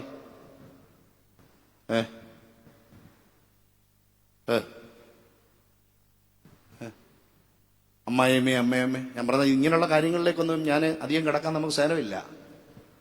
സ്വന്തം മകനും അപ്പനും തമ്മിൽ അപ്പന്റെ ചുമതലയുണ്ട്, അത് മോന്റെ ചുമതലയല്ല. അപ്പനായിരിക്കുന്നിടത്തോളം മോനും അപ്പനും തമ്മിലുള്ള ബന്ധത്തിൽ അപ്പനിൽ നിക്ഷിപ്തമായ ചുമതലയുണ്ട്. ആ ചുമതല എന്നുള്ള വാക്ക് കയറി പറഞ്ഞില്ലെങ്കിലും എന്നെ കൊണ്ട് മോനെ വിശേഷം, എന്താ നിന്റെ പ്ലാന്? ഓരോ ദിവസത്തെ കാര്യം അന്വേഷിക്കണം. സഭയെ നന്നാക്കാൻ വരരുതേ കയറി. ഈ മനുഷ്യൻ കർത്താവിനോട് ചോദിക്കുന്നത്, ഞാൻ നിന്റെ കൂടെ വന്ന് സഭയെ കെട്ടിപ്പിടിക്കട്ടെ? വേണ്ട, സഭയെ കെട്ടിപ്പിടിക്കാൻ ഞാനും 12 പേരും കൂടെ ഉണ്ട്. നീ ആദ്യം പോയി നിന്റെ വീട് നന്നാക്ക്.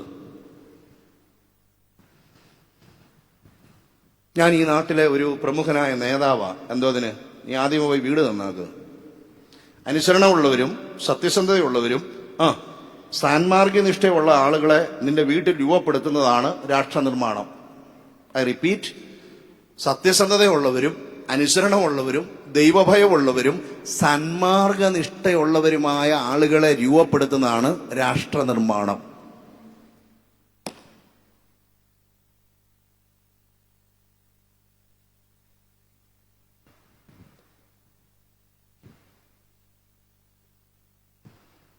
നമ്മുടെ കുഞ്ഞുങ്ങളെല്ലാം രാവും പകലും അധ്വാനിക്കുക.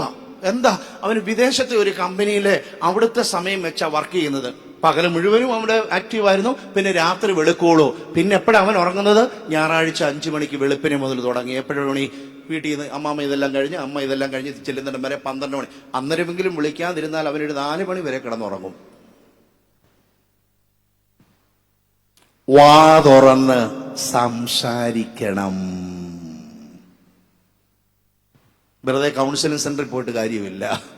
വാ തുറന്ന് സംസാരിക്കണം. നീ നിന്റെ വീടിന് ഉള്ളിലേക്ക് പോകുക means go to your close circles.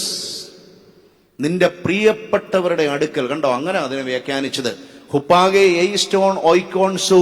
നിന്റെ വീടിനുള്ളിലേക്ക് പോകണമെന്നുള്ള ആ ആശ്ചര്യമായ കാര്യം ഈ മലയാളത്തിലേക്ക് വിവർത്തനമൊക്കെ ചെയ്തപ്പോ എങ്ങനെ അവർ പറഞ്ഞത്? നിന്റെ വീട്ടിൽ നിനക്കുള്ളവരുടെ അടുക്കിലേക്ക് ചെന്ന്, അവരുടെ അകത്തേക്ക് ചെന്ന്, അറ്റുപോയ ബന്ധങ്ങൾ പുനഃസ്ഥാപിക്കണം. അടുക്കിലേക്ക് ചെല്ലണം. You have to reach out. നിങ്ങൾക്ക് എല്ലാവർക്കും അറിയാം, അമ്മ അടുക്കളയിലുണ്ട്. അപ്പൊ നമ്മള് മേളത്തെ നിലയിൽ നിന്ന് ഇതെല്ലാം വാരിപ്പെറുക്കി റെഡിയായി അപ്പുറത്തെ ഗ്യാരേജിന്റെ റോഡിൽ കൂടെ അങ്ങ് പോവുക.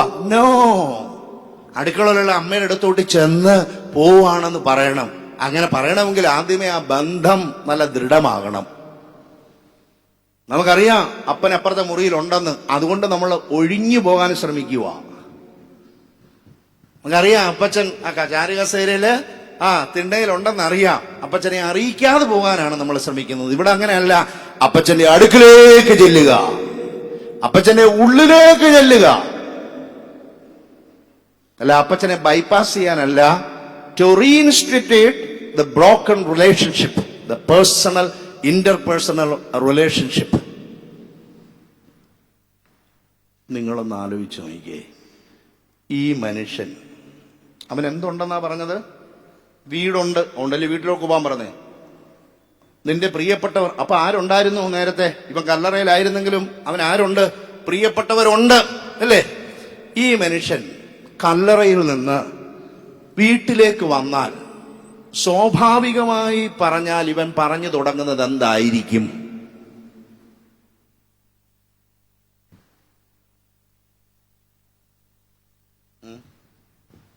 ഒരു ഐഡിയ ഇല്ല, അല്ലയോ? ഐഡിയ കിട്ടുന്ന തരത്തിൽ 1-2 കാര്യങ്ങൾ ചെറുതായിട്ട് ഞാൻ പറയാം. എനിക്ക് വലിയ അനുഭവമുള്ള അല്ലെങ്കിലും സമയാസമയത്ത് മേശപ്പുറത്ത് ഇതൊക്കെ വെക്കണമെന്നുള്ളൊരു വ്യവസ്ഥയുണ്ടല്ലോ ഭാര്യമാർക്ക്, ഇല്ലേ? അത് ഒരു നേരത്തേതൊന്ന് കുറഞ്ഞു പോയാലോ, സമയം തെറ്റിയാലോ,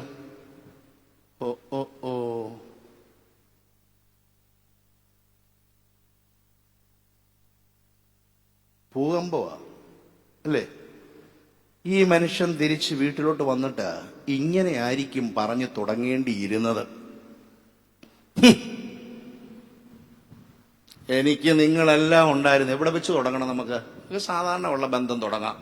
എൻ്റെ അപ്പനെന്ന് പറഞ്ഞ ഒരാൾ ഇവിടെ ഉണ്ട്, എനിക്ക് അമ്മയുണ്ട്, എനിക്ക് ഭാര്യയുണ്ട്, മൂത്തമോൻ, മൂത്തമോൾ, രണ്ടാമത്തെ മോൻ, രണ്ടാമത്തെ മോള്, പിന്നെ ഞങ്ങളുടെ ഈ കാര്യങ്ങളെല്ലാം നോക്കുന്ന വേലക്കാര്, അയ്യോ യജമാനനെ, കുഞ്ഞേ, തമ്പ്രാനെ എന്നൊക്കെ വിളിച്ച ആള്. ഇങ്ങനെ എല്ലാ ആളുകളും എനിക്കുണ്ടായിരുന്നിട്ടും ഞാൻ ഒറ്റപ്പെട്ട് കല്ലറയിലായിരുന്നപ്പോൾ ആളുകൾ എന്നെക്കുറിച്ച് അവന്റെ അടുക്കലൂടെ പോകരുതേ, അവൻ മോശമായ വാക്കുകൾ ഉപയോഗിക്കും, അവന്റെ അടുക്കലൂടെ പോകരുത്, അവൻ കല്ലെടുത്തെറിയും, അവന്റെ അടുക്കലൂടെ പോകരുത്, അവനെ നമ്മളെ ആക്രമിക്കും എന്ന് പറഞ്ഞ് എന്നെ ഒറ്റപ്പെടുത്തിയപ്പോൾ നിങ്ങളാരും എന്നെ തേടി അവിടെ വന്നില്ല. ഇങ്ങനെ പറഞ്ഞാണ് തുടങ്ങുന്നത് സത്യത്തിൽ, ഇല്ലേ? നമുക്ക് ലല്ലിയ അല്ല, ഇവിടെ ഇരിക്കുന്നവരുടെ എല്ലാം മനോഭാവം കണ്ടിട്ട് കർത്താവേ സ്തോത്രം, കർത്താവേ നിനക്ക് സ്തുതി, കർത്താവേ നിനക്ക് മഹത്വം, മഹത്വം, ദൈവത്തിന് മഹത്വം, ദൈവത്തിന് മഹത്വം ആണോ? സമയം കിട്ടപ്പോ ചിന്തിച്ചാൽ മതി. കല്ലറയിൽ അല്ലാഞ്ഞിട്ട് ഇതാ വീട്ടില്. അപ്പൊ കല്ലറയിൽ ഒറ്റപ്പെട്ട ജീവിതം ഇതുപോലുള്ള അനുഭവമാണെങ്കിൽ എന്തായിരിക്കും തിരിച്ച് വീട്ടിൽ വന്ന് പറയുന്നത്? പരിഭവങ്ങൾ മാത്രമേ പറയുള്ളൂ. പരിഭവങ്ങൾ പറയുന്നത് നിർത്തണം. ശ്രദ്ധിച്ചേ, നിങ്ങളുടെ വീട്ടിൽ സ്വസ്ഥതയും സമാധാനവും ഐശ്വര്യവും ഉണ്ടാകണമെങ്കിൽ ആദ്യമേ പരിഭവങ്ങൾ പറയുന്നത് നിർത്തുക. Stop grumbling. നിർത്തണം. ബ്രേക്ക് ഇട്ട പോലെ നിർത്തണം. അതുകൊണ്ടാണ് നീ നിന്റെ വീട്ടിലേക്ക് പോകാനെന്നല്ല യേശു തമ്പുരാൻ പറഞ്ഞത്. ആണോ? അല്ല. നീ നിന്റെ വീട്ടിലേക്ക് പോവുകയും അവിടെ എന്തു പറയണമെന്നും കൂടെ കർത്താവ് പറയുന്നുണ്ട്. നീ നിന്റെ വീട്ടിൽ നിന്റെ പ്രിയപ്പെട്ടവരുടെ അടുക്കലേക്ക് ചെന്ന് കർത്താവ് നിനക്ക് ചെയ്തതൊക്കെയും നിന്നോട് കരുണ കാണിച്ചതും പ്രസ്താവിക്കുക.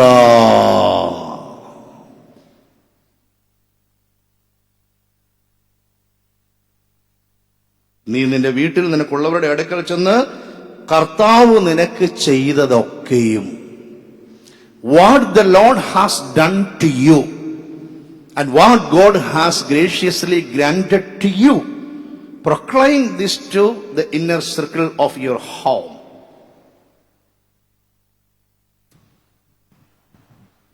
അഞ്ചു മണിക്ക് എഴുന്നേൽക്കുന്ന ആരെങ്കിലും വീട്ടിൽ ഈ നാട്ടിൽ ഇപ്പോൾ ഉണ്ടോ? എന്തോ ഇതിന് എളുപ്പനെ 5 മണിക്ക് എഴുന്നേൽക്കുന്ന എന്തിന്? തിരിഞ്ഞു കിടക്കാനോ? പ്രാർത്ഥിക്കാനോ? അയ്യോ,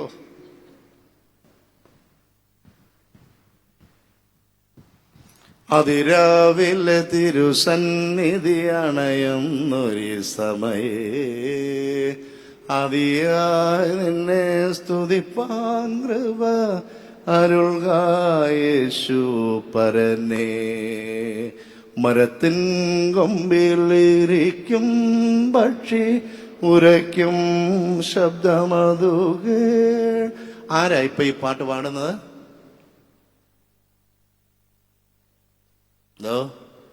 മനമേ ഭക്ഷിഗണങ്ങളുണർന്നിത പാടുന്നു ഗീതങ്ങൾ.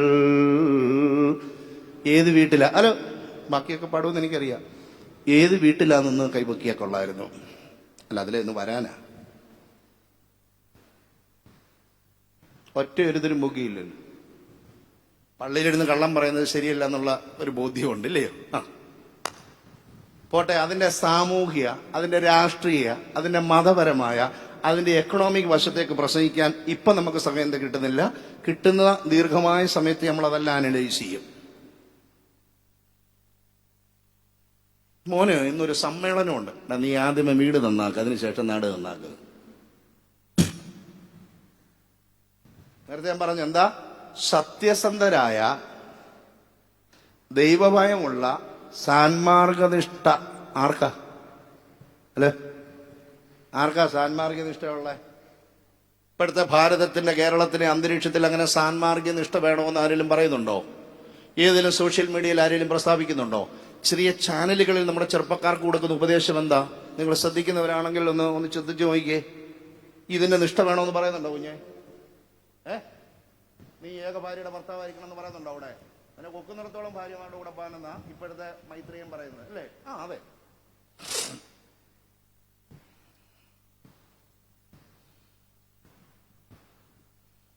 ആ വശത്തേക്ക് ഒത്തിരി നമുക്ക് പള്ളിയായോണ്ട് സമയങ്ങളുണ്ട്. അതുകൊണ്ട് അങ്ങനെയുള്ള വീട്ടിൽ നിന്ന് ആ ചിട്ടകളൊക്കെ ഉള്ളവൻ രാഷ്ട്ര നിർമ്മാണത്തിലേക്ക് വന്നാൽ മതി. അല്ലെങ്കിൽ ഇപ്പൊ കാണുന്ന പോലുള്ള ഭവിഷ്യത്തുകൾ ഉണ്ടാവും. ഉദ്യോഗസ്ഥരായാൽ മതി, സഭാ നേതാക്കനായാൽ മതി. ശരിക്കും വീട്ടിൽ പോയി അവൻ അനുഭവിച്ച തിക്താനുഭവങ്ങൾ, ഒറ്റപ്പെട്ടു പോയ അനുഭവങ്ങൾ, ഒരു മനുഷ്യൻ തന്റെ പ്രിയപ്പെട്ടവർ തന്റെ അടുക്കലൂടെ വരാതെ, ആളുകൾ എന്നെ കണ്ട് ഭയന്നോടിയിട്ടുള്ള, ഞാൻ ഒറ്റപ്പെട്ടു പോയ ചങ്ങലകളാൽ നിങ്ങൾ പല പ്രാവശ്യം വന്ന് ഞാൻ അവിടെ തന്നെ ആയിരിക്കണമെന്ന് എന്നെ ബന്ധിച്ച് അവിടെ ബന്ധിച്ചിട്ട കാര്യങ്ങൾ, അതൊക്കെ അങ്ങോട്ട് ഹൃദയഭേദകമായി പറഞ്ഞാൽ വീട്ടിൽ വീണ്ടും അസ്വസ്ഥതകൾ ഉണ്ടാവും. അതുകൊണ്ട് യേശു തമ്പുരാൻ അവനോട് നിഷ്കർഷിച്ചു, കർത്താവ് നിനക്ക് ചെയ്തതിനെ കുറിച്ച് പറയുക. കരുണ എന്ന വാക്കാണ് പ്രധാനം. കരുണ, കരുണ, കരുണ. എല്ലാരും പറഞ്ഞേ, കരുണ പറഞ്ഞേ. മേഴ്സി പറ. ആ, അപ്പൊ കർത്താവ് നിന്നോട് കരുണ ചെയ്തു എന്ന് ഉപയോഗിക്കുന്നതിന് എലൈസോൺ എന്നുള്ളൊരു വാക്കാണ് ഇവിടെ ഉപയോഗിക്കുന്നത്. എലിയോ എന്നുള്ള വാക്കിന്റെ മേഴ്സി കരുണ എന്നാണ് ഗ്രീക്ക് ഭാഷയിൽ. അപ്പോൾ പ്രിയപ്പെട്ടവരെ ശ്രദ്ധിച്ച്, സമയപരിമിതി പോലെ ഞാൻ നിർത്തുകയാണ്. യേശു തമ്പുരാൻ അവനോട് പറയുന്നത്, നീ നിന്റെ വീട്ടിൽ നിന്റെ പ്രിയപ്പെട്ടവരുടെ അടുക്കിലേക്ക് ചെന്നിട്ട് കുറിയേലായിസോൻ എന്ന് പറയണം. ഒരൊറ്റ വീട്ടിൽ കുറിയേലായിസോൻ എന്നുള്ള വാക്ക് ഉച്ചരിക്കുന്നില്ല. അറിയാതെ വല്ലതും വന്നെങ്കിലേ ഉള്ളൂ.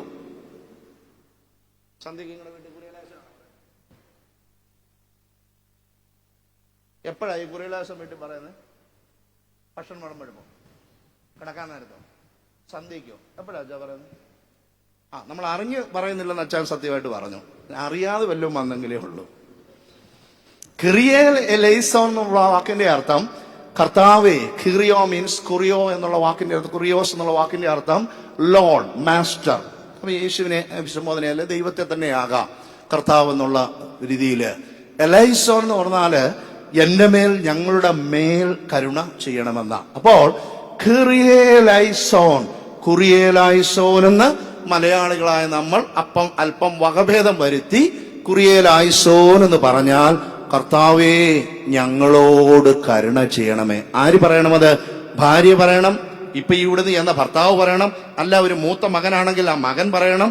അവന്റെ സഹോദരനായ അനുജൻ പറയണം. അപ്പച്ചൻ പറയണം. അമ്മച്ചി പറയണം. വേലക്കാരിയും പറയണം. എന്ത്? കർത്താവേ ഞങ്ങളോട് കരുണ ചെയ്യണമേ.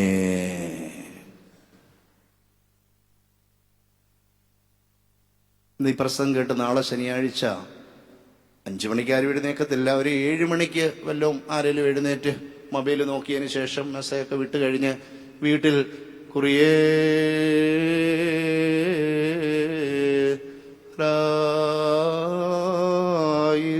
എന്ന് പറഞ്ഞാൽ ഇപ്പൊ കഴിഞ്ഞ തിങ്കളാഴ്ച കല്യാണം കഴിഞ്ഞ് വീട്ടിൽ വന്ന മരുമോൾക്ക് ഇഷ്ടമാകുമായിരിക്കുമോ?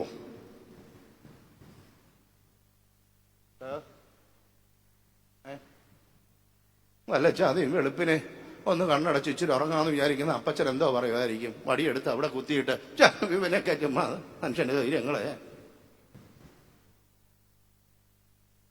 അത്ര എളുപ്പമൊന്നുമല്ല. But Jesus insisted him to go to your inner circle at home and tell what the Lord has done to you. ഈ പള്ളിയിൽ, നിങ്ങൾ അംഗങ്ങളായിരിക്കുന്ന പള്ളിയിൽ ഇവിടെയും നിന്ന് ദൈവത്തിന്റെ കരുണ ഇറക്കി സ്ഥാപിച്ച് അനുഗ്രഹിച്ച് വിട്ടിടത്തുനിന്നാണ് ഇപ്പം വീട്ടിയിരിക്കുന്ന വല്യപ്പച്ചനും വല്യമ്മച്ചയും കുടുംബജീവിതം തുടങ്ങിയത്. കുടുംബജീവിതം നയിക്കുന്നതിന് വേണ്ടിയുള്ള ഭൗതിക സംവിധാനത്തിന്റെ പേരാണ് വീട്. അത് കൊട്ടാരമായാലും കൊള്ളാം, കുടിലായാലും കൊള്ളാം. അപ്പോൾ നമ്മുടെ ഓരോരുത്തരുടെയും ജീവിതം കരുണയിൽ നിന്ന് ആരംഭിച്ചതാണ്. പക്ഷെ രാവും പകലുമുള്ള നമ്മുടെ ആ അധ്വാനം കൊണ്ടും ഒറ്റപ്പെട്ട അവസ്ഥ കൊണ്ടും ചങ്ങലയിൽ ബന്ധിച്ചത് കൊണ്ടും ഒക്കെ നമ്മൾ പരിഭവങ്ങൾ, പരിദേവനങ്ങൾ ഇത് മാത്രം പറയുന്ന ഇടമാക്കി വീടിനെ നമ്മൾ ശവപ്പറമ്പുകളാക്കി.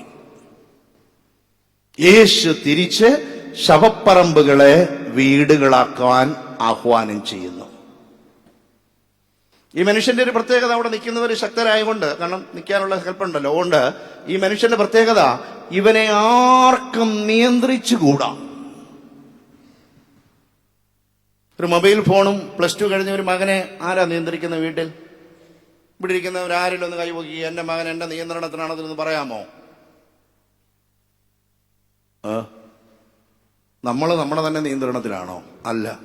കാരണം നമ്മൾ ഗേറ്റ് അടച്ചു, വീടിന്റെ വാതിലടച്ചു, അടുക്കളയുടെ അവിടെ അടച്ചു, നമ്മൾ മുറി കയറി വാതിലും അടച്ചു. പക്ഷേ വേൾഡ് വൈഡ് വെബ് എന്ന് പറയുന്ന ഇന്റർനെറ്റ് ഓൺ ചെയ്തിട്ട് നമ്മൾ ഒന്ന് കുത്തി, അപ്പൊ നമ്മൾ ലോകത്തിലേക്ക് പറന്നിറങ്ങി. അപ്പൊ അതിന് വാതിലുണ്ടോ? ഇന്റർനെറ്റ് ഓണാക്കുന്നതിന് വാതിലുണ്ടോ? ഉണ്ടോ? നമ്മൾ അടച്ച വാതിൽ ഏതാ? ഗേറ്റ്. ആരും കയറരുത്. ഓ ആയിക്കോട്ടെ. നമ്മൾ അടച്ച വാതിലേതാ? ആ വീടിന്റെ വാതിലുകൾ. ആരും കയറരുത്, ഭൗതികമായി പൊട്ടിച്ചു കയറരുത്. ഇപ്പൊ നമ്മൾ തുറന്നിരിക്കുന്ന വാതിലേതാ? ആർക്ക് വേണേലും നമ്മുടെ മുറിയിലേക്ക് വരാം, നമ്മൾ കിടക്കുന്നിടത്ത് വരാം, നമ്മൾ പോകുന്നിടത്ത് വരാം, നമ്മുടെ അടുക്കിലേക്ക് വരാം. This is the weakness, the vulnerable point in modern life. അപ്പൊ ഒരു ഭാഗത്ത് ഇവൻ ഈ ചങ്ങലകളും ഈ ചെയിൻസും ആ ഫെറ്റേഴ്സും ഒക്കെ ഇങ്ങനെ ഉരുമി ഉടച്ചു കളയാൻ ശക്തനാണെങ്കിലും ഇവൻ സ്വയം മുറിവേൽപ്പിക്കുന്നവന് ഈ മനുഷ്യൻ കല്ലറയിലായിരിക്കും. അവന്റെ പ്രശ്നം എന്താ വെച്ചാ അവൻ സ്വയം മുറിവേൽപ്പിക്കുന്നുണ്ട്. അച്ഛൻ പറയുന്നുണ്ട്, മോനെ ഈ സ്വയം മുറിവേൽപ്പിക്കുന്ന ഈ അഭിമാനം നിർത്തണം. അപ്പൊ ചിലരൊക്കെ ഇപ്പം വലിയ അഭിമാനമായിട്ട് പറഞ്ഞു, വെച്ചോ അത് പള്ളിയിൽ പറഞ്ഞാൽ മതി, വീട്ടിൽ വന്ന് പറയണ്ടോ, ഞങ്ങളുടെയോ? ഓ ആയിക്കോട്ടെ. പള്ളിക്കൂടത്തിൽ ഏതായാലും പറയുന്നില്ല, ഉണ്ടോ? കോടതികളിൽ പറയുന്നുണ്ടോ? ഇല്ല. രാഷ്ട്രത്തിൽ പറയുന്നുണ്ടോ? ഇല്ല. രാഷ്ട്രീയത്തിൽ പറയുന്നുണ്ടോ? ഇല്ല. ഇനി പള്ളിക്കൂടം പണിയുന്നതിന് അടിസ്ഥാനമായ പള്ളിയിൽ കൂടെ ഇത് പറയുന്നില്ലെങ്കിൽ ഈ സമൂഹവും സഭയും എന്തായി തീരും? ബുദ്ധിയുള്ളവൻ, വിവേകമുള്ളവൻ ചിന്തിച്ചു കൊള്ളുക.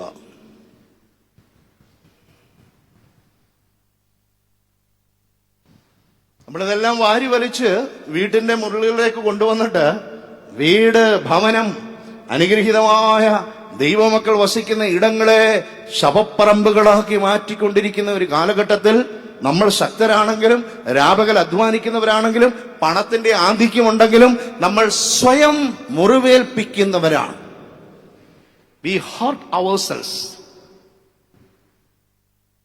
നമ്മൾ സമൂഹത്തെയോ നമ്മളെയോ പണിയുമല്ല, ദൈവം ദാനമായി നൽകുന്ന ആ ജീവനെ വളർത്തുന്നതിന് പകരം we destroy our life instead of conserving and preserving the life which is a gift of God. ചിലരുടെ വീടുകളുടെ ചില മുറികള് ബാറുകളായി മാറിയിരിക്കുക. അനേകരുടെ വീടുകൾ അനാശാസ്യ പ്രവർത്തനത്തിന്റെ കേന്ദ്രമാക്കിയിരിക്കുക. അവിടെ കുറിയേലായിസോൻ, കർത്താവേ ഞങ്ങളോട് കരുണ ചെയ്യണമേ എന്ന് തുടങ്ങണം. ആര് തുടങ്ങും? സുബോധമുള്ളവൻ തുടങ്ങണം. ഇപ്പൊ കേരളത്തിൽ സുബോധമുള്ളത് ആർക്കാ? ആർക്കെങ്കിലും ഉണ്ടേ കൊള്ളാം. സമയം തികയോ? ഇല്ല. ആ വിഷയത്തിലേക്ക് പോയ സമയം തികയോ? നമുക്കില്ല. സുബോധം ഉണ്ടാകാനുള്ള സംവിധാനം എന്തുവാ ഇവിടെ ഇപ്പോൾ ഉള്ളത്? ഒന്നുമില്ല. എല്ലായിടത്തും അത് പരിപോഷിപ്പിക്കുക. ഭൗതികമായ രീതിയിൽ മനുഷ്യന് മെച്ചമുണ്ടായാൽ സ്വസ്ഥതയും സമാധാനവും അഭിമാനവും ഉള്ള ഒരു സമൂഹത്തെ സൃഷ്ടിക്കാമെന്ന് ചിന്തിക്കേണ്ട. Materialism won't be creative in creating a peaceful, decent society and also a church, a home. അത് രണ്ടും രണ്ടാ. പട്ടിണിയും പരിവട്ടവും പ്രയാസവും ബുദ്ധിമുട്ടും ഒന്നിച്ചു കിടക്കാനുള്ള സംവിധാനം പോലും ഇല്ലാതെ ജീവിച്ചാലും പതിവ്രതത്വ മെത്തയിലും അതുപോലുള്ള ആഡംബരങ്ങളിലും കിടക്കുന്നിടത്ത് നിന്ന് റിമോട്ട് ഓണാക്കിയാൽ തുറക്കുകയും ചെയ്യുന്ന വാതിലുകളും വാതാനങ്ങളും സംവിധാനങ്ങളും ഒക്കെ ഉണ്ടെങ്കിലും സത്യനിഷ്ഠയില്ലെങ്കിൽ, ദൈവഭയമില്ലെങ്കിൽ, പ്രാർത്ഥനയില്ലെങ്കിൽ, മനുഷ്യരും തമ്മിൽ ഹൃദയം തുറന്ന സംസാരമില്ലെങ്കിൽ, ബന്ധങ്ങൾക്കും നല്ല ധാർമ്മിക ചിട്ടകൾക്കും മൂല്യം കൊടുക്കുന്നില്ലെങ്കിൽ അത് ശവപ്പറമ്പായി പോവുകയുള്ളൂ. അതുകൊണ്ട് കുഞ്ഞെ, ഞാൻ നിന്നെ ഒന്ന് സ്പർശിച്ചതിനാൽ ആ പഴയ കാര്യങ്ങൾ, ആ ഗതകാലം, ആ തിക്തമായ കണ്ണീരിന്റെ അനുഭവങ്ങൾ നീ ക്ഷമിക്കൂ, നീ പൊറുക്കൂ. അതുകൊണ്ട് നീ നിന്റെ വീട്ടിൽ ചെന്ന് പറഞ്ഞു തുടങ്ങേണ്ടത്, കർത്താവേ ഞങ്ങളോട് കരുണ ചെയ്യണമേ. എനിക്ക് കർത്താവ് കരുണ ചെയ്തത് പറയണം. നിങ്ങൾ എത്ര സമയം ദൈവത്തിന്റെ അനുഗ്രഹങ്ങൾ പ്രാപിച്ചതിനെ കുറിച്ച് വീട്ടിൽ പറയുന്നുണ്ട്? വിശ്വാസ കാര്യങ്ങളെക്കുറിച്ച് ഏത് സമയത്താണ് നിങ്ങളുടെ വീട്ടിൽ നിങ്ങൾ സംസാരിക്കുന്നത്? അങ്ങനെ പറയാമെന്ന് പോലും ആളുകൾക്ക് അറിയത്തില്ല. ഒരു മാമോദീസ കഴിഞ്ഞ ഒരു വീട്ടില് അന്നത്തെ ആ ഒരു തിരക്കിന്റെ ഇടയിൽ വേണ്ട, പിറ്റേ ദിവസം പ്രാർത്ഥിക്കുമ്പോഴോ ഭക്ഷണം കഴിക്കുമ്പോഴോ ഈ മാമോദീസ എന്ന് പറഞ്ഞാൽ എന്താണ് അതിന്റെ അനുഗ്രഹം? എന്താണ് ആ കുഞ്ഞിനെ മാമോദീസമാക്കി കൊണ്ടുവന്ന ആളെന്നുള്ള നിലയിൽ നമ്മുടെ വീട്ടിലെ എന്റെ തലത്തൊട്ടപ്പന്റെ അമ്മയുടെ, ഈ കുഞ്ഞിന്റെ അപ്പന്റെ അമ്മയുടെ, ഈ കുഞ്ഞിന്റെ ഒക്കെ ചുമതല എന്താ എന്ന് വീട്ടിൽ സംസാരിച്ചാൽ എന്താ? ടാക്സ് വല്ലതും കൊടുക്കേണ്ടി വരുമോ? ഇപ്പോഴത്തെ രീതിയിൽ ഗവൺമെന്റിൽ നിന്ന് വല്ലതും വീട്ടിൽ ഇങ്ങനെയുള്ള കാര്യം സംസാരിക്കുന്നതുകൊണ്ട് വീട്ടിനെ അടച്ചുപൂട്ടും, അങ്ങനെ നിയമമല്ല ഇപ്പോൾ ഉണ്ടോ? ഇല്ല. ഭാവിയിൽ വരാൻ സാധ്യതയുണ്ട്. എത്രയോ രാജ്യങ്ങൾ ക്രിസ്തീയമായ കാര്യങ്ങൾ സംസാരിക്കുന്നതിന് വിലക്കുണ്ടെന്നേ. നീ ഇവിടെയും വന്നുകൂടായികയില്ല. ദൈവം നിനക്ക് ചെയ്തത്, കർത്താവ് നിനക്ക് ചെയ്തത് നീ പ്രസ്താവിക്കുക. അവൻ പോയി എന്ത് ചെയ്ത് നമുക്ക് നോക്കിയാലോ? അവൻ വീട്ടിലോട്ട് ചെന്ന് ഈ കാര്യങ്ങളൊക്കെ പറഞ്ഞു എന്ന് നമുക്കറിയത്തില്ല, പക്ഷെ പറഞ്ഞിട്ടുണ്ട്. പറഞ്ഞതിന് ശേഷം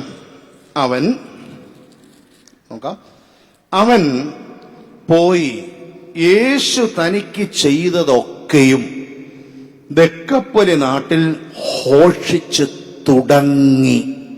ഒരു വിധത്തിൽ പറഞ്ഞാൽ അവൻ ചെയ്തത് അധികപ്പറ്റ. യേശു അവനെ എങ്ങോട്ടായിരുന്നു അയച്ചത്? വീട്ടിലേക്ക്. അവൻ പോയത് കൂടോട്ടാ ദെക്കപ്പൊലി ദേശങ്ങളിൽ. ദെക്കപ്പൊലീസ് എന്ന വാക്കിന്റെ അർത്ഥം 10 പട്ടണങ്ങൾ എന്നാ. ഡക്ക എന്ന വാക്കിന്റെ അർത്ഥം 10, പൊലിസ് എന്ന വാക്കിന്റെ അർത്ഥം പട്ടണം. Deka means 10 and polis means city. ഈ പൊലിസ് എന്ന ഗ്രീക്ക് വാക്കിൽ നിന്നാണ് നിയമപാലകരായ പോലീസ് എന്ന വാക്ക് ഉണ്ടായിരിക്കുന്നത്. ഇംഗ്ലീഷിലെ ഇങ്ങോട്ടും ഇങ്ങോട്ടും ഒക്കെ പോകുമ്പോൾ നിയമം നല്ല പാലനമാണല്ലോ. ആ പാലിക്കുന്നവരെന്നായ പോലീസ് എന്നുള്ള വാക്ക് വന്നിരിക്കുന്ന എവിടുന്ന? The English word police is derived from the Greek word police which means city. എന്താണ് ഇതിന്റെ അർത്ഥം എന്നൂടെ ഒരു വാക്ക് പറയണമല്ലോ. പട്ടണങ്ങളിലുള്ളവര് സംസ്കാര സമ്പന്നരും ഗ്രാമത്തിലുള്ളവര് അത്ര സംസ്കാരമില്ലാത്തവരെന്ന് പഴയ കാലത്തൊരു ചിന്തയുണ്ടായിരുന്നു ഗ്രീക്കുകാർക്ക്. അപ്പോൾ ഇനിയും ഈ ഗ്രാമത്തിലൊക്കെ ഉള്ളവർ എന്തെങ്കിലും തെറ്റുകുറ്റങ്ങൾ ചെയ്താൽ വിദ്യാസമ്പന്നരായ സംസ്കാര സമ്പന്നരായ പട്ടണവാസികൾ അതിനെ കൈകാര്യം ചെയ്യുവോളും എന്നുള്ള അർത്ഥത്തിലാണ് പോലീസ് എന്ന വാക്കിൽ നിന്ന് പോലീസ് എന്ന വാക്കുണ്ടായത്. ദൈവം അവരോട് ക്ഷമിക്കട്ടെ. അങ്ങനെ ആരും ഉണ്ടെന്ന് എനിക്ക് തോന്നുന്നില്ല. അപ്പൊ പോട്ടെ, നമുക്ക് തിരിച്ചതിലേക്ക് വരാം. അവൻ വീട്ടിൽ മാത്രമല്ല 10 പട്ടണങ്ങളിൽ ഇത് പ്രസ്താവിച്ചു തുടങ്ങി. He started heralding. അവൻ തുടങ്ങിയതേ ഉള്ളൂ, അവസാനിപ്പിച്ചോ? അപ്പൊ ഇന്നും തുടരുന്നുണ്ടായിരിക്കുന്നുള്ള രീതിയിൽ യേശു ഏൽപ്പിച്ചതിൽ നിന്ന് എത്ര മടങ്ങ് അധികമാണ് അവൻ ചെയ്യുന്നത്. പണ്ടത്തെ കാലത്ത് നമ്മുടെ ഈ നാട്ടിലൊക്കെ ആളുകള് രാവിലെ വീട്ടിൽ ചെന്നാല് നമുക്ക് എല്ലാ വീടുകളിലും മിക്കവാറും വീടുകളിൽ പശുവൊക്കെ ഉള്ളതുകൊണ്ട് ഒരു ഗ്ലാസ് ചായ തരും. ഇപ്പൊ പിന്നെ വീട്ടിൽ കഞ്ഞിവെപ്പൊന്നും ഇല്ലാത്തത് കൊണ്ടും വീട്ടിലൂണ് പിന്നെ ഓരോരുത്തരുടെ പേര് പറഞ്ഞാണല്ലോ, അതെല്ലാം റോഡിലുള്ളത് കൊണ്ട് വീടൊരു ശവപ്പറമ്പ് തന്നെയാ. പോട്ടെ. അപ്പോ ഈ ഒരു ഗ്ലാസ് ചായയായിട്ടല്ല കൊടുക്കുന്നത്. നമ്മൾ ഉച്ച സമയത്ത് അല്ലെ 10 മണിക്ക് 11 മണിക്കൊക്കെ ഈ മധ്യവേനൽ സമയത്ത് ചെന്നാല് ആ അമ്മച്ചി, ആ മകൾ, ആ ആളുകള് ഒരു ഗ്ലാസ് വെള്ളം എടുത്ത് തരുന്നതോടൊപ്പം 1 കപ്പ് വെള്ളം കൂടി ഇങ്ങനെ പിടിച്ച് അതിൽ നിന്ന് 1 ഗ്ലാസ് തന്നിട്ട് അവിടെ നിൽക്കും. ഇപ്പോഴത്തെ കുഞ്ഞുങ്ങൾ, ഇപ്പോഴത്തെ ഇവിടെ ഇരിക്കുന്ന അമ്മമാരെല്ലാം സത്യസന്ധരായതുകൊണ്ട് 1 ഗ്ലാസ് വെള്ളമെന്ന് ചോദിച്ചാൽ അവർ 1 ഗ്ലാസ് മാത്രമേ തരത്തുള്ളൂ. കാരണം സത്യസന്ധരായതുകൊണ്ട് 1 ഗ്ലാസ് എന്ന് ചോദിച്ചു, ആവശ്യമില്ലാത്ത കാര്യം നമ്മൾ ചെയ്യാൻ പാടില്ല. 1 ഗ്ലാസ്. അതായത് യേശു അവനോട് പറഞ്ഞത് നിന്റെ വീട്ടിൽ പോയി പറയാനാ ഈ കാര്യം, അല്ലേ? അവനോ യേശു പറഞ്ഞതിന്റെ ഇരട്ടി ഇരട്ടി ഇരട്ടി ഇരട്ടി പ്രസ്താവിച്ചു തുടങ്ങി. അപ്പങ്കേലിയോ എന്നുള്ളൊരു വാക്കായി പ്രസ്താവിക്കുക എന്ന് ഉപയോഗിക്കുന്നത്. അതിൽ നിന്ന് തന്നെ ഏവങ്കേലിയോ എന്നുള്ള വാക്ക് വരുന്നത്. അതിന്റെ അർത്ഥം ഹി പ്രൊക്ലൈംഡ്. പറഞ്ഞായിരുന്നോ? ഇല്ല. എന്താ? ആരെങ്കിലും കേൾക്കുന്നുണ്ടോ? ഇല്ല. എന്താ? ഞാന് കഴിഞ്ഞ 5-8-10 വർഷമായിട്ട് ഭ്രാന്താലയത്തിലായിരുന്നു. ആരോടും പറയല്ലേ. അങ്ങനെയാണ് അവൻ പറഞ്ഞേ. യേശു അവനോട് ചെയ്തത്, ദൈവം അവന് ചെയ്ത കരുണ അവൻ വീട്ടിൽ മാത്രമല്ല ദേശത്ത് മുഴുവൻ പ്രസ്താവിച്ചു.